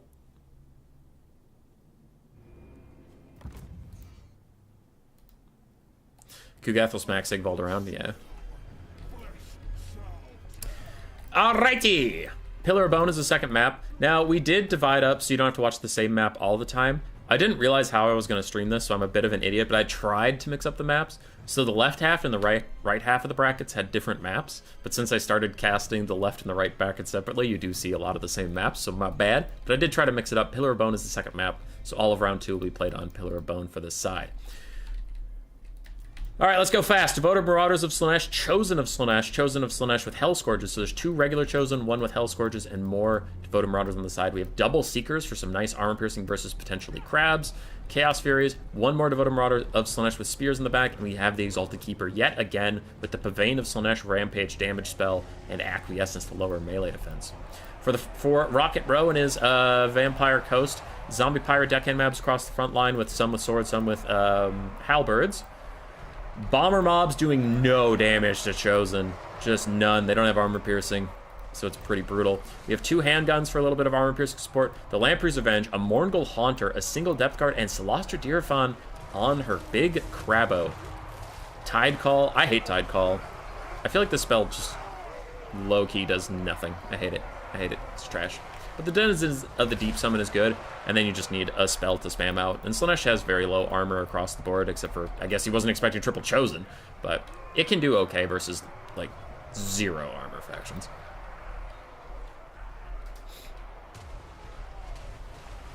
You don't think Slaanesh can win this matchup? I also think Slaanesh are big trash. So the Chosen are grinding through the front line, nice and steadily. In the distance, Seekers are fighting some Depth Guard, and they do get, I think that was a Pavane of Slaanesh. And are there 2 Depth Guard? There are 2 Depth Guard. I just missed one somehow. These Seekers getting good cycle charging and a rear charge in from the Furies. They do have the Devastating Flanker passive, like most Slaanesh units. That rear charge actually makes them a rather formidable melee combatant. And the Exalted Keeper of Secrets is doing good damage. These Depth Guard are getting whittled down. They're starting to crumble already. And remember, Slaanesh gets a ton of army passive off of Undead, because as long as these guys are crumbling, every kill they get, whether it's from crumbling or... Actually, I don't think it's from crumbling. Any kill they get in melee, like wall hitting them or something, charges up their passive. They can get a lot of army passive rather quickly. Celostra's busted through the front line. She has had it with these Chosen. She summons her 100% armor-piercing knights, gets a rear charge onto them, but the Chosen finish their fight with that front line, and that cavalry charge does nothing to the Chosen, and the bombers do nothing to the Chosen. They refuse to be moved, they refuse to take damage, and they say, no, where are you going? Where are you going? You wanted this fight, you wanted this sauce, you get back here, as the bombs continue to tickle them. These Chosen don't give a fuck. They don't care about anything. They don't care about anything. More Chosen are in the backfield. The Hell Scourgers are even getting attacked by Celestra, and they just don't care. They just don't do it. They don't take any damage from nothing. You gotta slowly whittle them down. As the Seekers are running over the backline, Slaanesh is down to the balance of power, though. So the hype has died a little bit. Slaanesh is down to the balance of power. Anything that's not a Chosen is having a bit of a bad time, but here is the Exalted Keeper of Secrets. We saw her earlier take down Be'lakor. Celostra's not even as good of a duelist as Be'lakor, and she crawls away on her little crabbo. She crawls away, she's like, please leave me alone, I'm so sorry, I didn't mean to upset you. And the Exalted Keeper of Secrets is gonna chase her down, keeps hitting. This lady don't miss. She has good melee stats and good bonus versus large, armor piercing, all that stuff. Her main drawbacks are her price point, her low mass, and her shitty armor. But no one has ever complained that the Keeper of Secrets have bad melee stats. The charge in the Aurora Crabs is rad, though. Sorry, Sir Groot. I can't catch everything. I can't catch everything. Chosen of Slaanesh continuing to just grind. The Coast are having such a hard time getting these guys off the field. The Marauders have mostly routed, and Slaanesh is all of a sudden back to even, maybe even slightly advantage on the balance of power. These Chosen just don't quit. They are tenacious. They ain't giving up for nothing. And for once, we see Chosen doing rather well. The Morgul Haunter is trying to chase the Exalted Keeper of Secrets through the back lines, but these Seekers of Slaanesh running around, helping her out. Looks like they kind of fumbled to charge there. They didn't have attack orders, they had movement orders. And the charge from Celostra gets canceled. She uses a Song of Enthrallment instead to lower the melee attack of those around her, try and keep herself safe. And here's the Rotting Promethean summon at last, trying to defend her, but she is rampaged and has minus melee defense from two different sources, giving her 0 melee defense. And she is in a dangerous spot, but the Seekers are trying to opt out now. So is the Exalted Keeper of Secrets. Sir Groot does not want to stay in any extended fight. It's really not Slaanesh's bread and butter, except for their Chosen. Their Chosen want to stay in extended fight all day long. They don't give a shit. Depth Guard are in the backfield killing some more Chosen. Or are they? 2,000 HP versus 4,000. We'll check in with you guys later. So those Depth Guards should be able to kill those Chosen, but we have 2 more right here that are doing just fine. And this Exalted Keeper of Secrets is just sprinting after Celostra, will not let her get away. Throws down another Rampage-causing spell, but Celostra's not at a health point where she can get Rampaged again just yet, so she will run away for now. Fascination onto the Morgul Haunter, trying to rampage him, maybe so he can't focus on the Keeper of Secrets and instead just gets stuck fighting Chosen for a little bit. But Slaanesh has taken control of this game. The Depth Guard are continuing to fight the Chosen of Slaanesh, and the Chosen of Slaanesh are trading very, very well into those Depth Guard. Like, yeah, they're getting whittled down, but remember how healthy those Depth Guard were last time we looked? Exalted Keeper, yep, that is you. Exalted Keeper of Secrets chasing down Celostra. Another Acquiescence lowering her melee defense. The Seekers are on top of her, trying to block her in, trying to get a little bit of that poke damage, and she just can't get away from the Exalted Keeper. The over half HP Chosen in the late game still grinding, and the Coast are just running out of gas. They have nothing that can kill these Chosen. The Depth Guard beat one Chosen, breathless, out of health, out of stamina in the backfield. They said, guys, we did it. We were 3/4 HP and we killed an almost dead Chosen, and now we're almost dead. They turn around as their entire army falls apart, and they're like, guys? And army losses comes in. Slaanesh takes down the Vampire Coast, and another post-game screen pose from the Exalted Keeper of Secrets, resting with the crab on her back, head on her shoulder, ready for round 2. Did you see the Fury's bug there? They didn't land an attack? I did not see that. The spell does no damage to the Chosen? Yeah. I mean, the Tide Cult does no damage to anybody, but especially not heavily armored Chosen.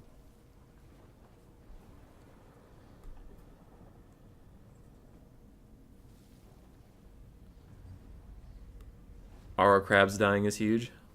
Yeah. I didn't even see them die. They died off screen, my bad. Like, probably on screen you could see it, but I wasn't talking about it.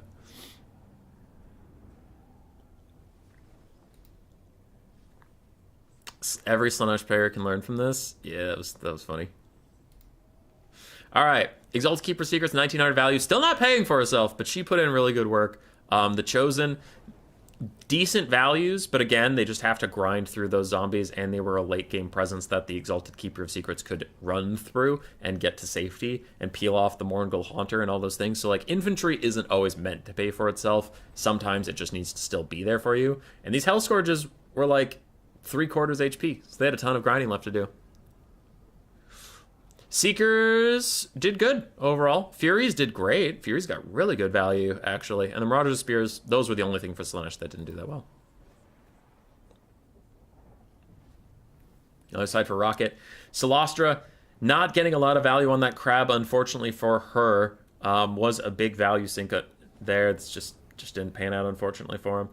Basic zombies died. Morgul Haunter also did not get a lot of value. He was still there in the late game, but army losses happened around him. Handguns did okay. Bombers did all right. This one that was probably shooting at Chosen just didn't get any value. RR Crab did decently, but Chad is saying they got charged while I wasn't looking, and Acquiescence was cast on them, so they just got murdered. Depth Guard did all right. Gotta say, 100% AP Cav charging Chosen and doing no damage was sad. Oh, yeah, the Knights Errants charging those Chosen, that was really, really, really terrible. Like, they should have done something.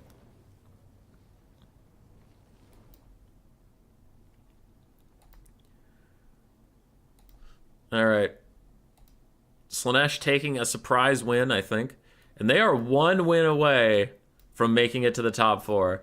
Despite being my second worst, like, on my tier list, the second worst faction in the game. They are 1 game away from the semifinal. But they have an uphill battle. Whoever wins this next game will face them, and you're fighting either High Elves, who have been very prevalent in the top of the meta. They aren't, like, the top of the meta, but they're up there. They're contenders. They're scrappers. And you have Grand Cathay, who a lot of people consider, like, S tier or unbeatable, or at least very, very difficult to beat. So Slaanesh, definitely an uphill climb for them. Speaking of which, we are moving on to High Elves versus Cathay. For a brief period of time, I enjoyed this matchup as the High Elves. I won maybe 3 in a row on it, and I was like, you know what? High Elves can deal with this. High Elves can do good here. And then I was playing the BBB Best of 5, and I think it was BBB Real Chef. Yeah, BBB Chef. Not Chief, Chef. He took a build into me that I just felt I couldn't do anything against. I'm like, well, build diff, I guess. And then I fought another BBB player. I forget who it was. It was maybe Sentencia. I don't remember. But they took that same build, and then I was like, all right, fuck this shit. This matchup's cursed. I hate it. And I stopped playing it. But High Elves, in theory, can do okay. White Lions of Grace, the infantry version of the Lions, not the War Lions, are on the front line. Their armor piercing can punch through Jade Warriors, and their very high stats from martial prowess actually gives them stats comparable to Jade Warriors, and they can get through if given time. Some Rangers for a little bit more pressure. Dragon Princes, 3 Archers at least to punish, I guess, artillery or something. We do have Imric and a Mage of Life with Dwellers Below and Earthblood. On the other side, that was a High Elf Dwellers Below. Okay, interesting. I wonder if the High Elves don't know, like I didn't until very recently, that this doesn't do friendly fire damage. Unless they changed that, but yeah, he's trying to dodge it for some reason. So I had to pause it because I'm not even into the Cathay build, and this game is already like half over. So Jade Warriors across the front line, they will hold for quite a while. Peasant Long Spears on the sides, they also hold forever, but they usually get their DPS out. A lot of people don't suspect the DPS that those little peasants can put out. We do have Jade Lancers and Peasant Horsemen for some Cav contingent against the High Elves. We do have a Fire Rain Rocket, though on such a small map, it's difficult to see it getting its value. It has actually already used about a quarter of its ammunition, so not bad, not bad. More Peasant Spearmen and Miao Ying, the Storm Dragon, with Talons of Night and Earthblood when she's in her human form, I believe. But in her dragon form, only the Talons of Night. Iron Hail Gunners, and a single Jade Warrior Crossman. Nope, 2 Jade Warrior Crossmen with shield. Also, I mentioned Imric is here, but it is Horse Rick. It's not Dragon Rick for once. Okay.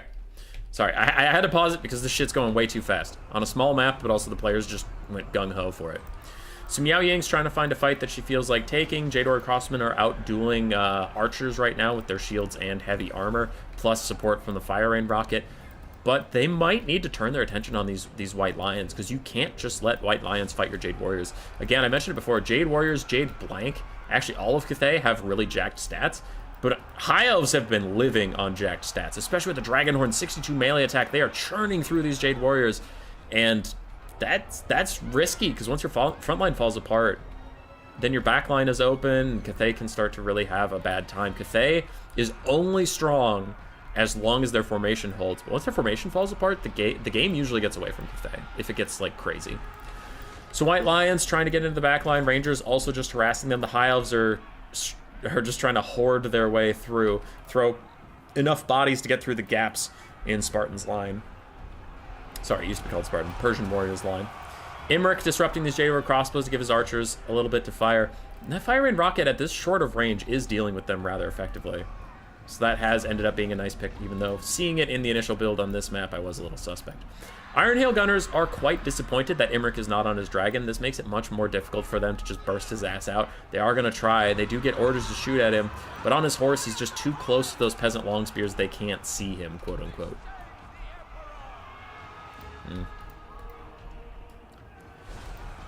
All right, Rangers running in. Jade Lancers fighting Illyrian Reavers and Dragon Princes in the woods. So far, this is going to the High Elves slowly, but I underline slowly as the Jade Lancers' armor is protecting them from the Dragon Princes for the most part. And Peasant Long Spears are filtering in here, which means the High Elves are going to have to bail out. You don't want to sit in Peasant Long Spears. They are some of the most cost-effective spear infantry in the game. It's brutal. Miao Ying dives in. She's going to Talons of Night the White Lions around the Mage of Life. It looks like she's going for a snipe onto the Mage, but most of her attacks have been distracted. They've been hitting the White Lions instead of the Mage, so Miao Ying needs to focus up and get some serious damage onto that Life Caster before she regrets it. Imrik is standing at Peasant Long Spears, and he's going to take a lot of damage once he gets out of there, and he's trying to path out, but Horse Mass is god-awful, so that'll take him a while. He will be suffering some damage in that time. Iron Hail Gunner shooting at the Life Mage point-blank range. Miao Ying finally gets a good charge onto her, knocking her even closer to these guys. You can see the White Lions do win the frontline fight if they were given time, and time is what they were given. Persian Warrior really tunneled on routing off these archers, which was fine, but his archers weren't busy supporting the front line, and the White Lions are here. Now his Iron Hails are compromised, his Jade Warrior Crossmen are running away. The balance of power is still dead even. Miao Ying's going to have to carry from this point, and she is trying her best. Takes down the Life Caster, maybe even shatters her. Her leadership has been negative 55 quite consistently. Nope, she goes back to negative 30. She is back for now, but one more hit on her will finish her off, and then there's no healing for Imrik across this game. He is definitely trying to get his value back onto Miao Ying. Some people have been shipping these two characters, so it's a bit of a lover's spat here, but he finishes off the Life Mage. There is no healing for Imrik in this game, and then Miao Ying transforms from her dragon form to foot to make Imrik's life a little harder. His bonus versus large will be wasted on a foot character like her. But High Elves have taken the lead on the balance of power. You can see they are just overrunning the Cathay lines. There was not enough done while the Jade Warriors were holding. Now that they've fallen apart, everything falls apart. And Peasant Long Spears are super cost-effective against anything large, but against White Lions or Rangers, they're just going to have a terrible, terrible time. Quick little regrowth onto Miao Ying. And the High Elf swarm appears to be quite strong. We still have a full health Ranger coming out of the woods. We still have Dragon Princes running around. No healing for any of them. Imrik duels Miao Ying, but he is going to back off for now. Can the High Elves kill Miao Ying, though?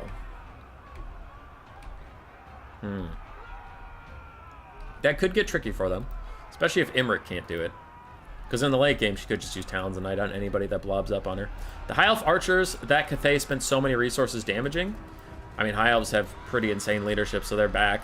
Even as tattered as they are back, offering some shots. Picking apart the Peasant Long Spears.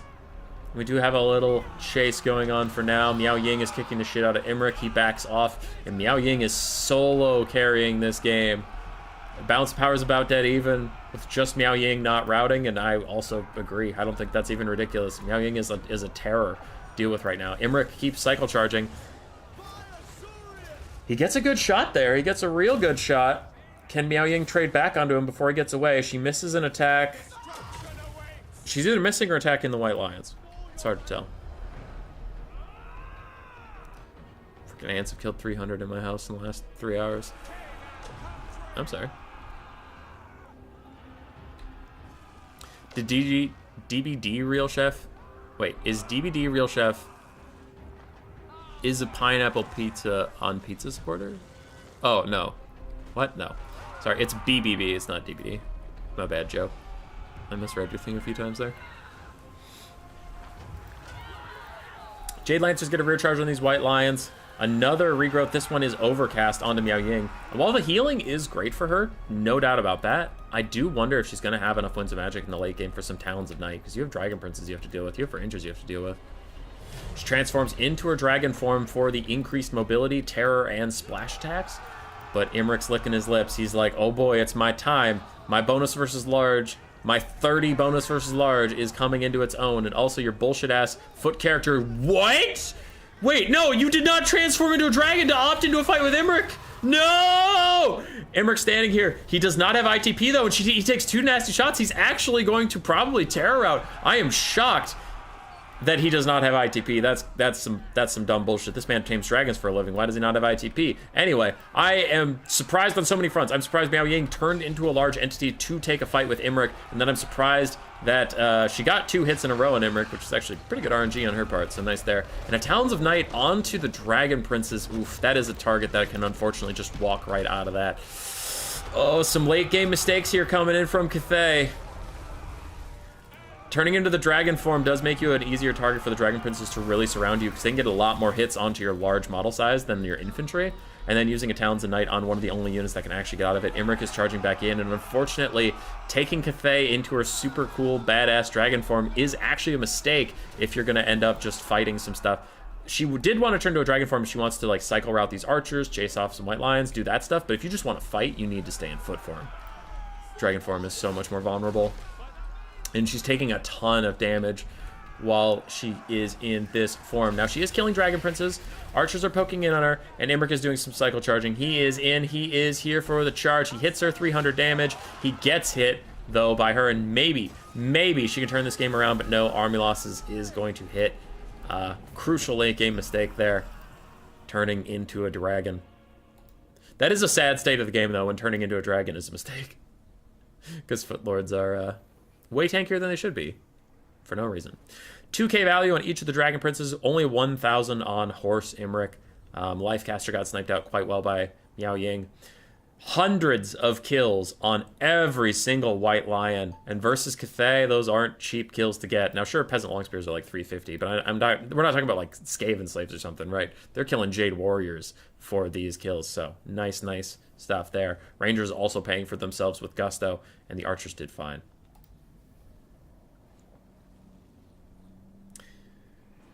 You don't think that they had any units left? Yeah. Just Miao Ying. Miao Ying, 2,900 value on her own. 1,000 on the Fire Rain rocket launcher. Jade Lancers didn't quite pay for themselves, but they were just trying to block for a bit. Jade Warrior crossbows did okay. Jade Warriors on the front line held for a while. The Iron Hail Gunners just didn't have a target for most of the game, unfortunately for them. Peasant Longspears did okay. I'm getting a bunch of notifications on my phone, so I gotta check that. Is it work related? No. Okay.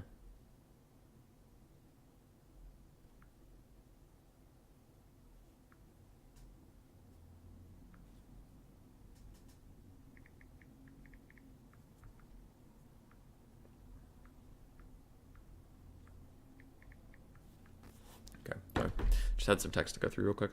What are we doing? High Elves did prevail over Grand Cathay. It was a well-played game by both. Cathay definitely surprised by the unorthodox build of the High Elves, where you just man-tide through them and rely on your high stats to carry you, making their Iron Hail Gunners rather worthless. And, yeah, Miao Ying had to spend a lot of her time healing, not on Talons of Night. But the Dragon form is so risky, which is silly to say, but it is. Foot Miao Ying just does so much better in melee grind fights. So, brutal. Brutal shit. Happens, though. And OP broken ass High Elves prevailing over poor, nerfed into the dirt Cathay. But human boy, Cathay has never been nerfed. You shut your mouth. Our Lord and Savior CA would never continue to buff a faction that's already super strong in land battles. How dare you imply such a thing? Alright, I have to take a pee. BRB. Alfredino versus Pop Palpatine, let's go! I'll be back when I feel like it. Someone else cast, I don't care who. Figure it out.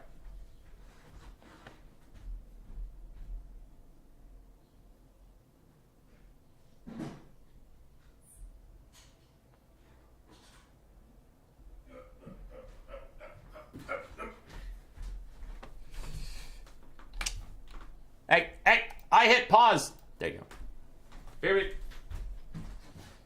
Hi, pup. You need to go outside?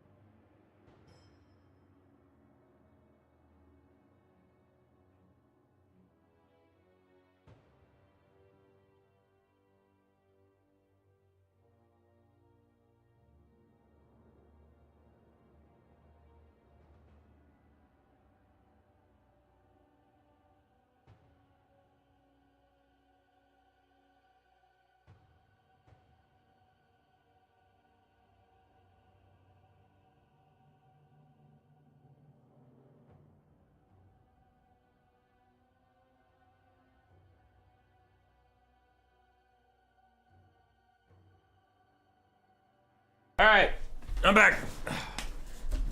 Went to the bathroom, let the dog outside. It's all busy stuff. Why do I have 6 messages? What the fuck? Okay, 3 are from my brother. That's more fine.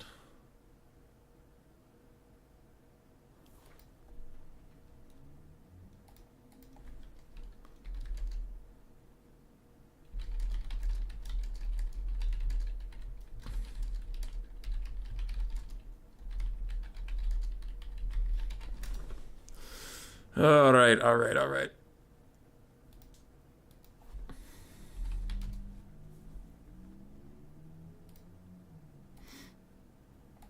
I'm back.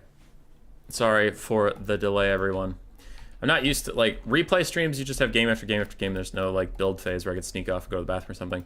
We have a Vanguard play from the Beastmen, so I'm going to stay paused while we cast the builds real fast here. We have Gore Herds and Ungore Herds mixed throughout the front line. And this is maybe one of the few matchups where Gore Herds can do okay, because Tomb King's infantry is just so terrible that Gore Herds can smash through them relatively quickly and harass the backline. Triple Razor Gore Herds from Pop Palpatine. Cheap, armor-piercing little pigs, nice war dogs, especially versus Ushabti or Ushabti Great Bows. Sepulchral Stalkers, Chariots, anything. Tomb Kings have a lot of armored constructs that they rely on to carry games, and these pigs can trade way above their weight class for such things. We do have a Jibber Jabber Scythe currently hovering with his funny run animations. Good tool versus infantry. His charges get a lot of nice damage off, but also against undead specifically, their leadership is so low that when they fall below that crumbling point, his Mortis Engine type ability can really finish them off quickly. We also have Kazric One Eye, again on his chariot. Papa Palpatine really liking this guy right now. I can't tell if he actually thinks he's the best lord or if it's his favorite lord, so he's going to take it no matter what. Plus Traderkin, the best spell in the Lore of Wilds. A couple Centigores, looks like. Maybe just one? There's one Centigore? Nope, there's some behind me. 2 Centigores and a Centigore throwing axe as the Groghosts of Wolves run for a bit of mobile pressure. There. For Alfredino's Tomb Kings, 4 Carrion, 3 Sepulchral Stalkers, including the Eyes of the Desert. That's kind of wild. Chosen Gods of Shopti Great Bow, a Necropolis Knight with Halberds, Ark in the Black on horseback with just Spirit Leech, no Fate of Una, and a whole bunch of Skeleton Warriors and Skeleton Spearmen. Kind of a wild build here. 3 Sepulchral Stalkers. Weird. But the Vanguard play caught the Sepulchral Stalkers a little off guard. They are going to immediately retreat behind their skeleton lines. It looks like they need to keep on scurrying because the Beastmen are just blitzing straight through those Skeleton Spearmen. They aren't distracted by nothing. They are chasing down the Sepulchral Stalkers, getting a good chunk of damage down, but the Necropolis Knights with Halberds with a very swift response, countercharging the Beastmen, and we are going to get a very early Traderkin cast. This game is off to the races immediately. It's even overcast this early in the game. I'm kind of surprised they even had the Wind's Magic to do that. Arkin summons more Skeleton Warriors in the area, just trying to block down the Beastmen, but Papa Palpatine opts out. He's just going to leave this Gore Herd to grind for now, and he's done great damage to the Necropolis Knights with Halberds. Some Tomb Kings players really like them. I think Necropolis Knights are mega trash. I don't know. They just feel like they're super squishy, really expensive, and get no damage done. The Jabber Scythe is joining this fight over here. He gets a giant charge down onto some skeletons and immediately starts crumbling them away. But, ooh, he is right in front of Sepulchral Stalkers. They get 1 half volley off onto him and take about a quarter of his HP, so he has to be careful. Spirit Leech from Arkin. The Sepulchral Stalkers continuing to try and shoot him. What do you mean you can't see him? It's a giant monster right in front of you. And they whiff all their shots. There they go. They got some good shots in on the Jabber now, but he is still trying to cause some disruption. Meanwhile, the front line of the Tomb Kings is slowly crumbling away, but the Razor Gore Herds are getting shot by Sepulchral Stalkers, and the Groghosts of Wolf's Run find a way into the backfield, dive straight onto the Eyes of the Desert in melee combat. This ROR is a decent melee unit, but Sepulchral Stalkers are also decent melee combatants, especially versus large targets, and this is also an ROR, so the Groghosts are taking a way worse trade in that. They do need to back off. Sepulchral Stalkers continuing to shoot the Jabber Scythe, and things are getting a little rough for the Beastmen. The Balance of Power considers them favorites, but I'm worried about seeing a lot of these high-value asset pieces for the Beastmen taking irreversible damage. Jabber Scythe is about to go down. A Traderkin manages to hit Ark in the back. The Jabber almost betraying the Beastman there by pushing him to safety out of it. Thankfully, he doesn't push it too far, and it does get done. So the Beastmen, the front line is doing great. Kazric is doing fine, but their mobile elements are suffering quite a bit, and their single entities are down. For Alfredino, his front line is faltering, failing, but his His other units are doing just fine. Kazric teaming up with Centaurs and the Grog Hooves to really take down the Eyes of the Desert, doing good damage here with all of this support. Ah, there are the Grog Hooves. That's how this is going so well. I was like, that's weird that turned so quickly. They're getting throwing axes in the back by this unit. Their banner is just stuck in there, so I thought they were in melee. But the throwing axes plus Kazric doing really good damage onto those guys. They are forced away, but they're probably going to crumble to nothingness. Arkin is chasing off the Jabber. It would rally if not for his presence. So that is a pretty good play on his part. And the Beastmen take the lead on the balance of power. I'm still suspect. I'm still a little concerned about them overall. But the Tomb King's front line is fighting away, and God, I hate Necropolis Knights with the Halberds. I guess they're getting okay value now, so I guess they did all right, I suppose, but they just, every time I look at them, they're fucking dying. So say goodbye to those guys, and we are getting to the spooky part, where the constructs have no one left to defend them. There's nothing they can sit behind and shoot. Skeleton front line is fading away. Necropolis Knight's starting to crumble now. He's getting ready for that double Gorgon Jabber. Yeah, actually, he might have been.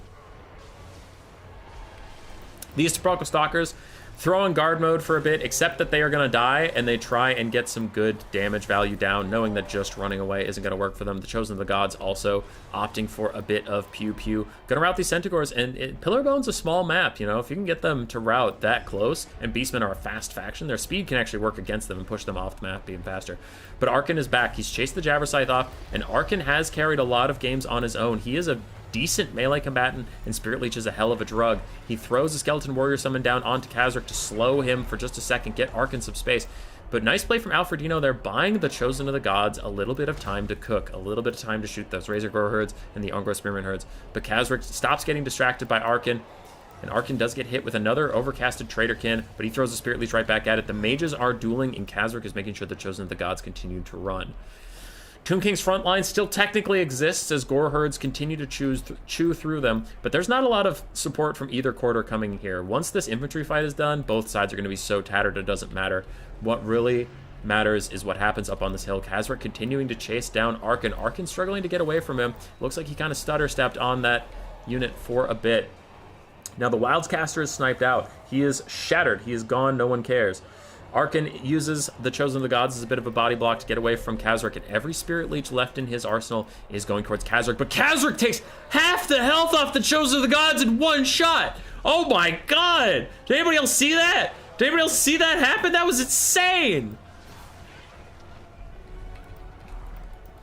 Alright, Sepulchral Stalkers firing in on these Razor Gore herds. Arkin is over here as well. I think he's trying to charge up a Skeleton Summon right now, because the Skeleton Summon would rout off both these units, and they are right next to the edge of the map, so they'd probably get rid of them. But he even managed to shatter the Razor Gore herds without that. Kazric still fighting the Chosen of the Gods with some Razor Gore herd support. Chosen of the Gods want nothing to do with this, and the first of many Spirit Leeches is coming for Kazric One Eye. Sepulchral Stalkers start to run away. How's this fight going? I haven't checked in a while. The Gore herds continue to eat through skeletons. The skeletons just won't be there for Arkin in the late game. Chosen of the Gods continuing to fall, continuing to die, but the Sepulchral Stalkers get some shots off onto the Razor Gore herds, do push them away, leaving just the Chosen of the Gods with decent ammunition, but not a lot of models, not a lot of health. They probably will just crumble to their death. That is probably going to be the end of them. Arkin is going to charge these Gore herds and get rid of them. No, actually, those are Gore herds. That would be a little risky, wouldn't it? It looks like they're just going to ride on their own. Arkin goes in for a quick cycle charge. He misses first attempt. Oh, the late game Ushapti summon. It was here the whole time. Sepulchral Stalkers shooting Kazric as he sits in combat with the Chosen of the Gods. Chosen of the Gods are dead. No one cares about them anymore. It's all about throwing these bad boys on guard mode. It's all about shooting Kazric in the face. Another Spirit Leech from Arkin the Black, but Arkin stays in melee for a little too long. He takes a whip from that Scourge to the face. Scourge is his weapon. That was just a lore reference. Takes a whip from Scourge to the face, takes some damage. We have Gore herds extremely low. Only Apocalyptic Vision from Kazric is keeping them in this fight whatsoever. Sepulchral Stalkers falling back with ammo, but there are more Gore herds coming from that lower fight. We have Centaurs in the trees that have been momentarily forgotten, it appears, by Papa Palpatine. Arkin is running away, and this Ushapti summon is like the only thing keeping the Tomb Kings in this game, balance of power-wise. And Arkin takes an unfortunate turn. He turns into the Gore herds. He gets stuck on his own guys. Throws a Spirit Leech down onto Kazric as his Sepulchral Stalkers try to fire at point-blank range, but Kazric smacks Arkin in the face, gets him crumbling down to nothingness. Arkin throws out one last summon. So quickly, he is crumbling away. And we are relying on two summons to carry this game as Arkin fades to nothingness. The Sepulchral Stalkers are also going to be gone. It's this Ushapti summon. It's a Skeleton Warrior summon. That's all the Tomb Kings really have. If Kazric can hold on, if Kazric does not get sniped here, Actually, if anything can hold on, if the Beastmen just don't lose the game in the next 30 or 40 seconds or whatever, they will be fine. These summons will disappear and army losses hit, but the Sporkle Stalkers clinging to life, just crumbling super slowly away. They continue to fire at Kazrak on his way in, do a little bit of damage, but Kazrak doesn't give a shit. Kazrak doesn't give a fuck. He continues to fight. His leadership dips. The rest of his units abandon him, and army losses hits as the Shopti summon fails. It is gone, leaving just a little skeleton warrior. It's not enough. And Kazrak dragging the Beastmen across the finish line, putting on quite a performance for a chariot melee lord. Good God. 1900 value for him. Oh. Oh ho ho.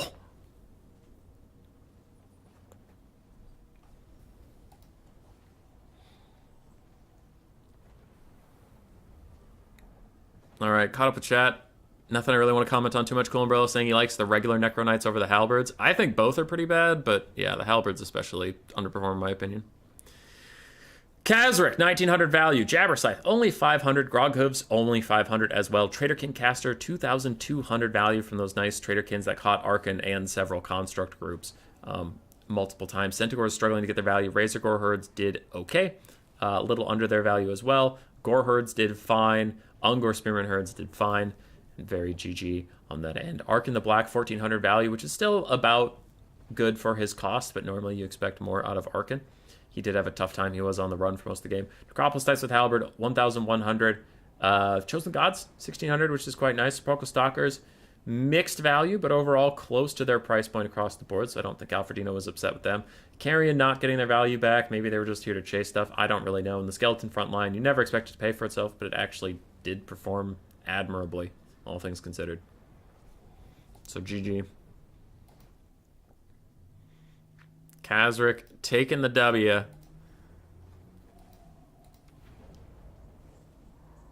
And Alfredino gave her hell. But the Tomb Kings are out of the faction lore at this point. Beastmen advance. Who will join them? Will it be Tzeentch or Kislev? A game 3 battle.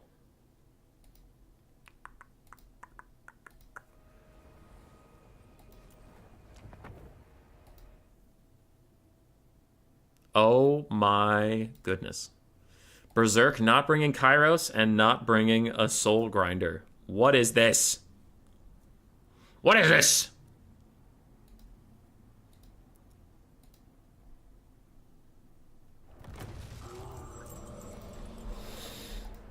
Alrighty, 80 Ruda on Kislev versus Berserk on Tzeentch. We do have 4 Kossovite Dervishes, 2 Snow Leopards, and he has a third Snow Leopard. 80 Ruda messaged me afterwards, but Berserk said it was fine. He accidentally brought 3 Snow Leopards. You're only allowed to have 2, just for anybody out there who's like, wait, that isn't allowed. We know, but his opponent just said it was fine. Also, a Boyar, no caster for Kislev, which is an immediate red flag for me. The Boyar does have his Axe of Tor, which is pretty much just a bound to Renan's Thunderbolt, so it's nice, but should still have a caster.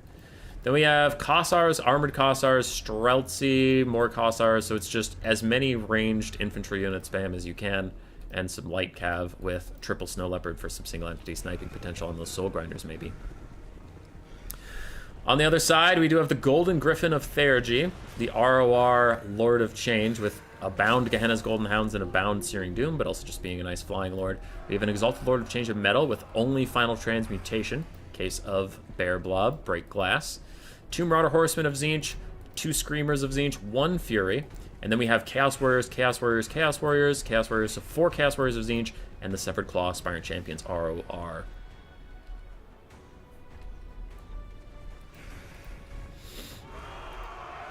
It is a shit ton of infantry for Kislev versus some more elite infantry from Tzeentch.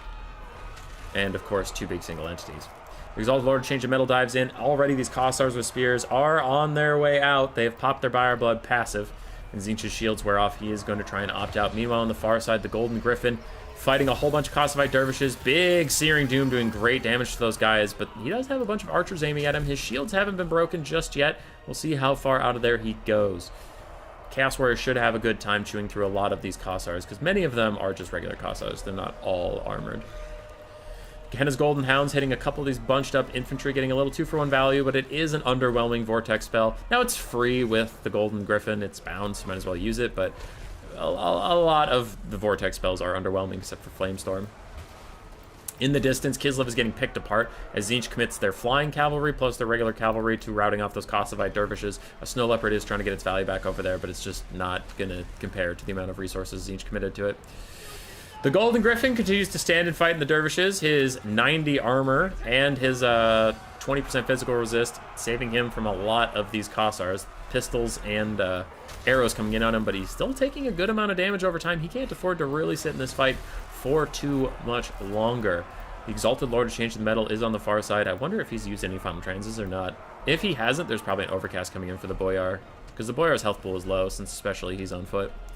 Golden Griffin might just get taken down. It's getting soloed by a Snow Leopard in melee, surrounded by Kosovo dervishes, and shot on all sides by archers. It is free for now.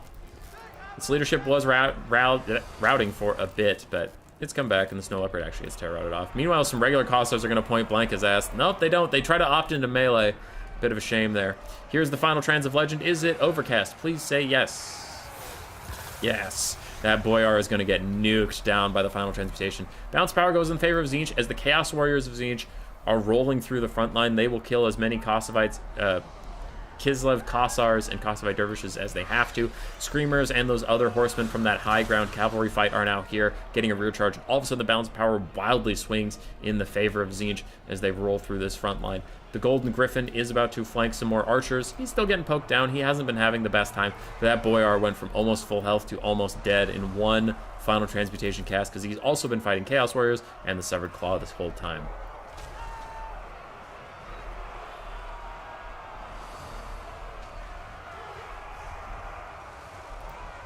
Here comes that axe of his. It does do pretty good damage. I really do like that axe ability, but it's not going to be enough to turn this game on its head. Streltsy trying to fire in.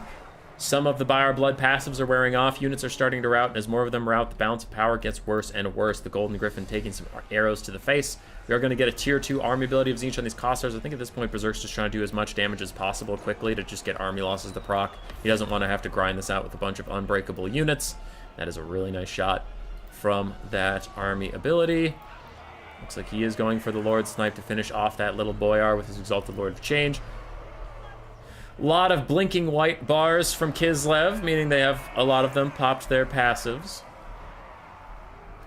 I think at this point it is doomed for our friends of Kislev. Snow Leopard back in, Snow Leopard back out. Army losses as hits, these guys all just pop their passive, and 80 Ruta surrenders before it wears off.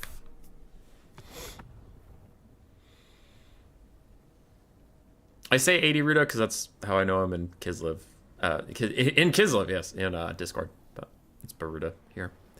Boyar did fine, considering he's just a foot Boyar. He's pretty cheap, but I still think you probably should bring a caster along with him. The 3 Snow Leopards underperformed, unfortunately. Streltsy did okay. Armored Kossars did fine.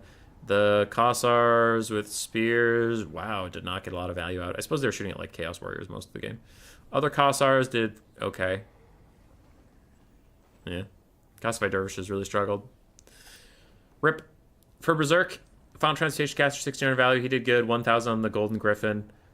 Chaos Warriors churned through a lot of the front line. The Severed Claw struggled a bit to get their value out. The Horsemen and the Screamers did fine. So, GG. Dun, dun, dun, dun, dun. 2 games left to figure out who gets into the top 4. Will it be Sir Groot's Slaanesh, a faction I put at the bottom of my tier list? Or will it be Stingers on the High Elves, something I put in the middle, but is frequently featured in top competitive matches? The same goes for the bottom. It's 2 B/A tier factions. They're both doing fine in the meta right now. Papa Palpatine has been on an absolute tear, but Berserk is nobody's fool, nobody's bitch. Always a scrapper, always a fighter, towards the top of my Vermin League ladder. I think Sir Groot has an uphill fight on the top bracket, but I have been doubting him literally this whole tournament, and he has been doing well, so maybe he'll punch through. But, ooh, actually something I didn't notice till right now. We can guarantee that there'll be 4 different factions in the top 1. All possible mirrors have been eliminated, with Green One and Phoenix King, Marco Magno, and Swarv not meeting up. So that's neat. So that's neat. 2 games left in the stream. Thank you for hanging around today. Let's go. In this matchup, who has the advantage, Tzeentch or Kislev? Ugh, probably Tzeentch, but it's not that favored for them. Tzeentch just has better spells. That looks like chat's generally agreeing. Sir Groot back with 3 more Chosen. Stinger's back with 2 more War Lions. Both of them have chosen their hills to die on. The Exalted Keeper of Secrets is just constantly here. It's always the Slaanesh one too, so I like to think it's the same exact lord, like the same entity with like a named character, right? Anyway, 3 Seekers of Slaanesh, 1 Hellstrider with Hell Scourges. We do have 3 Devoted Marauders of Slaanesh with Hell Scourges, triple Chosen, and that Exalted Keeper of Secrets this time with Slash and Pavane of Slaanesh. For the High Elves of Stinger, 2 Illyrian Reaver Archers, maybe a 3rd one beneath me. Yeah, 3 Illyrian Reaver Archers, 2 War Lions of Krace, 4 White Lions of Krace, 2 Dragon Princes, no, 5 White Lions of Krace, 2 War Lions of Krace, a Dragon Prince, a Imric on a Dragon, and a Life Dragon War Caster Man. I love Warhammer. It's neat. They use certain things too much.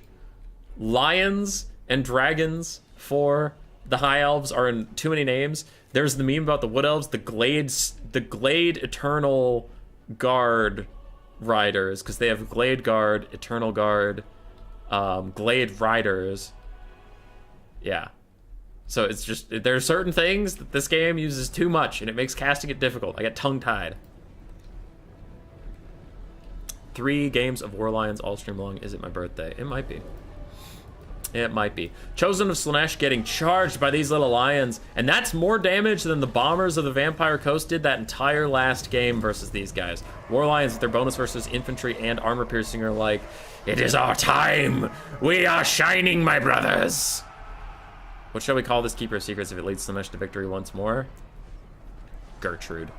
On the far side, these Devoted Marauders with Hell Scourges getting bodied by White Lions of Krace and charged by Dragon Princes. They are on a quick road out of here. And Slaanesh's advance is a little broken up. We have some forgotten Devoted Marauders in the backfield. The Seekers aren't in position to punish any of this, and while these guys are trying to get into position, we have lost an entire Devoted Marauder. The Hellstrider of Slaanesh is getting dove on by Imric, and they are getting worked down, so Slaanesh's advance is not all together. It's not cohesive just yet. Seekers, okay, that was a great example. That was a great example. When people ask me, what is wrong, when you say, Human Boy, what's wrong with cavalry? You keep saying cavalry needs buffs, but I see cavalry charge infantry and just murder them. Sometimes, but a lot of the times you get a cav charge like this, where like 5 of them hit these White Lions, did almost no damage, and the rest completely stopped dead. So that is a great example. If you ever hear me complaining that cav charges need fixing, it was that. They just stopped dead. Like, that was not a good cavalry charge, but it's not like Sir Groot's fault. He didn't fuck it up. He clicked on the unit, and his like first 4 Seekers hit them, and then all the rest just stopped. So anyway, I saw that, and I just had to point it out. Seekers charging yet again. Now that was a good cavalry charge, taking about 1/3 of the health off those Illyrian Reavers, and now just going to turn them down. But this might be an overcommitment. That's an awful lot of Seekers. And if Imric could get off the ground, he has a beautiful breath attack. But the Seekers themselves are just getting slaughtered by the Dragon Princes and the countercharge by the Illyrian Reavers. There's some healing coming in for them, but man, those Seekers took a lot of damage. White Lions are beating up these other Seekers, and on the far side, things are also going poorly for Slaanesh as War Lions eat Chosen alive. The poor Chosen. The Vampire Coast didn't have anything in melee that could take them down, but they've never met High Elves. High Elves have stats for days, and your high melee defense and armor won't save you from armor piercing and melee attack of the White Lions and the War Lions. Chosen of Slaanesh just getting eaten alive.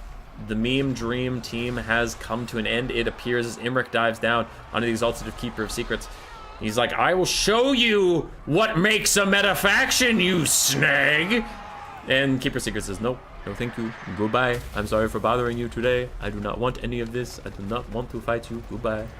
Quick Dwellers below, taking down the Chosen. Of the 3 Slaanesh Chosen, they are all significantly injured at this point. Slaanesh is falling further and further behind on the balance of power. Seekers taking a bit of damage from Dragon Princes, getting poked by Illyrian Reavers. And they just don't have the manpower to stand. Exalted Keeper of Secrets is very healthy. Maybe she can snipe out the Mage of Life, and then with no healing, you can actually whittle Imric down. Like, he is quite capable of taking a lot of damage when he's on the ground. It's just he can get frequent healing from her, is the reason he's normally fine. I think it was actually charging the unit behind. It got a couple charges onto the White Lions.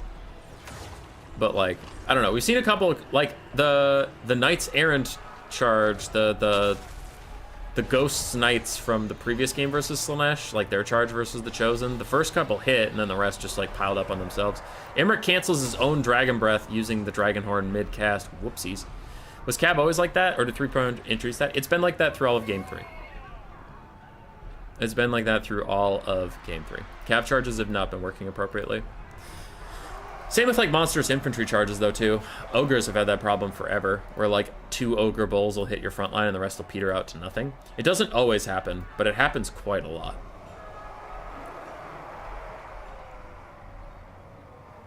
There's also a part where Cav chases fleeing enemies and just kind of shoves them around a lot of time. Yeah. So Cav, like, has connection issues. There is once in a blue moon that they'll get, like, a really good charge. Like, that was, like, a really good charge from the War Lions, but there are also tons of times where they just kind of jank their way through something. I see a nasty rear charge potential for these Seekers. As the Chosen hold, they hold valiantly, waiting for the Seekers to get a rear charge, but they aren't quite here for it, and the Exalted Keeper Secrets is going to try and snipe out the Life Mage. The Life Mage is on foot, though, which makes her obscenely more tanky than if she was on horseback, which is a silly thing that I have to say out loud. Exalted Keeper Secrets misses her first attack onto the Life Mage. 16 melee defense there. She gets a good hit, and the Seekers now charge in as well, rampaging that little Life Caster. And a Narcissism keeps Imric from coming to her aid. Very nice stuff there. Keeper Secrets gets a little distracted. She needs to refocus up on this Life Caster, needs to take her out. But she will not. She pats out of here. She doesn't want to get charged or breath attacked by Imric, and that is actually pretty good dodge with the breath attack, so nice stuff there from Sir Groot. I am concerned. There is an awful lot of armored infantry left for Slaanesh to deal with. These War Lions are still hanging on, but the Exalted Keeper of Secrets is trying to put on that solo carry show we have seen from her so many games in a row now, as she terror routs the Mage of Life. Quick Lash of Slaanesh doing decent little poke damage to those White Lions. And Seekers opt in for a quick charge, then opt out. Cav's been inconsistent. Warhammer 2 had a big Cav problem. They kind of fixed it near the end. The Warhammer 2 then undid the Warhammer 2 changes and reduced some of the fixes, but it's janky. Yeah. Exalted Keeper Secrets charging through these White Lions, doing a lot of damage to them, getting them closer and closer to terror routing. Maybe she can even find those War Lions. And she does still have some Chosen nearby to support.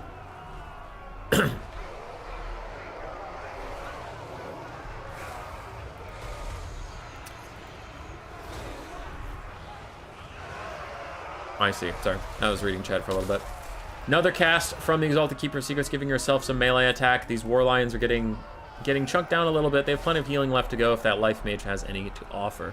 Immerse Breath Attack looks so dope. It looks really good. It looks really good. Elf Footcasters are the tankiest units in the game. Yeah, foot characters being so hard to kill is just stupid. They fixed it in the beta and then it didn't go live. I have no idea why.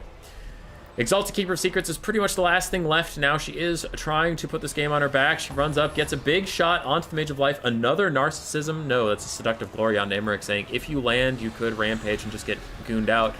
Big breath attack. Another nice dodge from Sir Groots. Goes back, wants to finish off that Life Caster, but knocks her away. Doesn't get the attack off, and now she is trying to escape from Imric, who has landed on top of her. Slaanesh just doesn't have very much left, though. Another nice Lash of Slaanesh, really whittling down those White Lions and such.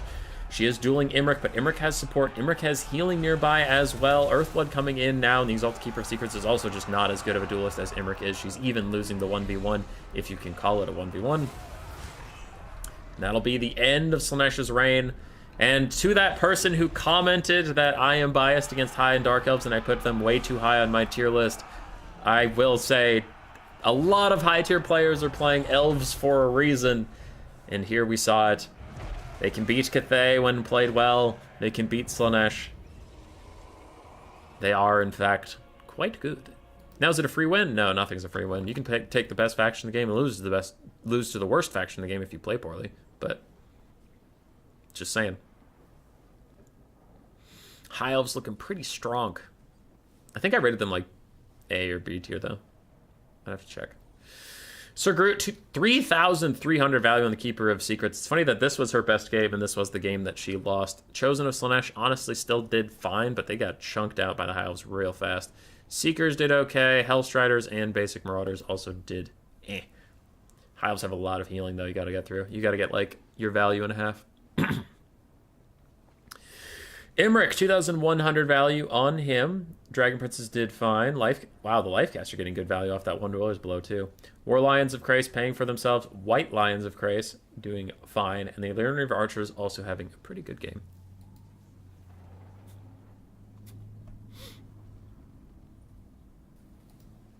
Pretty good game. We're on the last game of the day. Papa Palpatine on his Beastmen versus Berserk's Tzeentch. We have 3 out of our 4. 3 out of our 4 finalists. Dark Elves, High Elves, Norska. Who will join them? Beastmen or Tzeentch?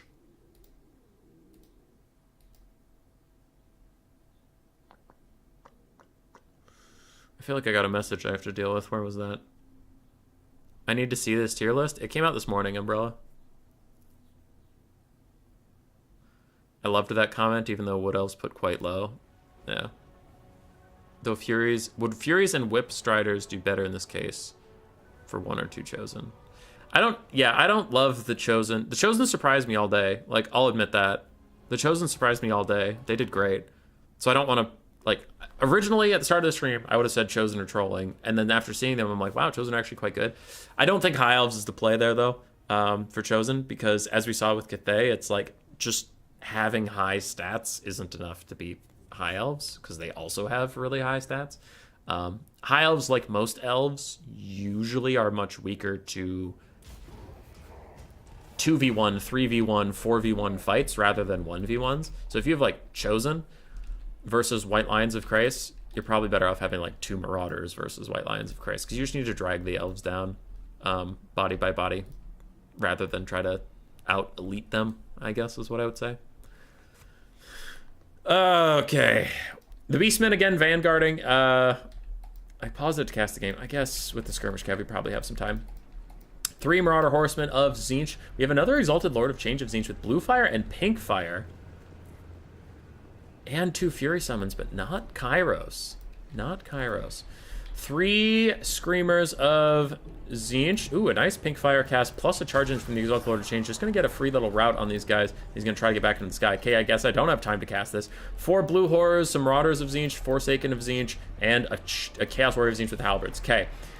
For the Beastmen, we have some Ungor Spearman herds plus 1 Gore herd. The Blackhorns Ravagers ROR on the front side. We have some Razor Gore herds. Morgar the Shadow gave 2 casters in case of sniping. We have a Traitor King caster and Melkos Mystifying Miasma Shadows caster. We have Grog's Wolf's Run, Centaur Throwing Axes, more Centaurs on the side, and again the Jabberscythe Popper. Pop Palpatine really likes that. But this time we do have Morgar the Shadow Gave instead of Kazric with both of his Chaos Spawn summons, and a huge mistake from Tzeentch at the start of the game. Way overcommitting to this fight. One of their summons is down. All three of their Screamers are dead, and one of the Chaos Spawn summons is burnt from Morgar. I think it was the involuntary one, where the Screamer's dying in front of him procced the one that happens when your enemy is dying in front of you. But that is a huge loss for Tzeentch. That's 2,100 plus a summon lost for a summon and some damage onto a Razor Gore herd and Centaurs. Brutal, brutal stuff. And Tzeentch, a lot like Elves, is very squishy if you fuck up. Like, without Kairos and his regrowth and all of his damage resistance stuff, but like Screamers, man, if you get them into a bad fight, as you saw, they just get murdered. Big start for the Beastmen. Now, can Berserk scrap it back? We do have some kiting elements running around. Blue Horrors firing on the front line. And these Chaos Warriors should hold for a bit, but Blue Horrors ending up in melee against the front line. Looks like they had to just be deployed as further front line rather than sitting back and being an archer unit. Big pink flame going down. Pink fire? Pink fire Tzeentch? Yeah. It's going to rout off these 2 Spearmen. And that is a spawn summon, so that will fade away soon. Here's Morgar's second summon out. So, like the Beastmen of early Warhammer 2 days, in a summon heavy game, their bounce power is going to look much better for them at the start. You just kind of have to withstand the summons, because it used to be like 2 Chaos Spawn and then 2 Manticores, I think. Used to be the way. So we'll see if Tzeentch can hold on. Now, there is no regrowth, there is no Soul Grinder or any of that shenanigans. Their late game potential is much worse, honestly, than usual. Forsaken trying to hold up the front line, and the Beastmen infantry are not having a great time, but the Beastmen monsters are kind of going nuts. We have Centaurs, we have Razor Gores, Morgar, his Chaos Spawn rolling through this front line. Berserk, however, has secured the backfield. One of the Centaurs is going to route probably straight off the map. Another Centaur getting awfully close to routing. The Jabberscythe is about half HP. Can Tzeentch really pull this back? Another huge pink fire hits the Blackhorn's Ravagers. Oh yeah, and the bug with the Chaos Spawn, when you get too close to them with the camera, they freak the fuck out. Okay, my bad. Didn't mean to upset you, oh Chaos Spawn of the lake. Ooh, nice Traderkin. Overcast Traderkin on the Exalted Lord of Change while his shields are already down, meaning the damage will actually stick with him. Also hits some Forsaken and Skirmish Cab, which is nice. Groghooves of Wolf's Run rejoining the fight. Tzeentch is still slightly down on the balance of power, though he has been just about that down this entire game, so he really stabilized after an early game punish, which is good for him. These Marauders about to rout at like full HP. I don't understand leadership. Sometimes leadership is unbreakable and like busted, and even like low tier ass Poison Wind Globes will come back with one model, and there's other times where Marauders of Tzeentch will rout with like full HP. I don't get it. The second Fury Summon is out, but the Beastmen frontline is starting to prevail. Any demonic elements are crumbling away entirely, and Forsaken are doing their best to hold back the tide. I don't know if this second Fury Summon is going to be enough. There's just too many Beastmen bodies. There's still a Jabberscythe to chase off and Mortis Engine down anybody who gets low on leadership. Big dive in from him is probably going to rout off these two Forsaken. The bounce of power moves further against Tzeentch. And this Exalted Lord of Change is going to have to put on some big carry pants. Can he put on his big boy pants today? I'm thinking probably not. He's used a lot of pink fires. He probably has more blue fires and such, but Morgur has spell resistance and missile resistance, which is why he's not spamming blue fire at him, which is also why Pop Palpatine took him. It's just Morgur is a very unsnipeable Beastman Lord through traditional means. Marauder Horsemen continue to skirmish, but it just looks like there is no hope at this point. Another Melkoth's working down those Marauder Horsemen of Tzeentch. Blue Horrors and Forsaken routing off the map.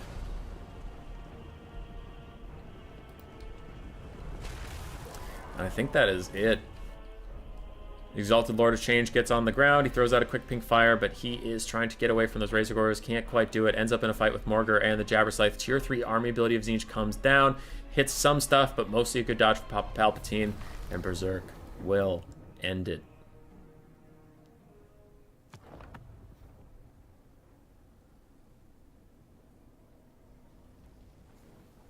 I know Emmerich strong, but it seems silly how people are forcing him into every matchup. The army-wide plus 24 melee attack plus fear, and then his Lord of Dragons debuff is rather strong. I don't agree that... I think if he's on horse, there's probably better high elf options. And to be fair, we saw Tyrion earlier today. Stingers took Tyrion versus Empire. But yes, I think that Cathay game where there was horse Emmerich, I think there were better choices there, personally. But Emmerich on his dragon is really, really, really good. He is super expensive, but he also usually earns that gold back. He's a good lad. Whew. 400 value for Morgur, but he's mostly just there so you don't get Lord Snipe Jabber, and the Groghooves did okay. Trader King Caster did fantastically. The Melkoth Caster also did quite well, to be honest. Centaurs did okay. Razor Gores did fine. And the Elgar Spearman Herds did decently. Now with Tzeentch and demonic factions in general, they're going to get their demonic instability crumbling, so you don't fully get the value you deserve, right? Because like, let's say the Centaur that got 540 value, if he fought a Screamer and he killed it, a Screamer's 700 gold, he's 700 gold. You're like, great, that guy should have 700 gold. He's probably going to have like 400, 450, because once you get the Screamer injured enough, it just offs itself and you don't get that value. So it's tough to go purely off of value. So when I say, like, the Jabber got 1,200 value, and that's pretty good, you're like, the Jabber costs more than that. Yeah, but how many things did he get to demonic instability, and then they just crumbled away into nothingness, but he didn't get that value he should have? Like, he did fine. Moves like a cat on the freeway. Yeah, Brian, I mean, Pop Palpatine put the Jabber to good use. I know Strat Game's been playing with that a lot. So, yeah.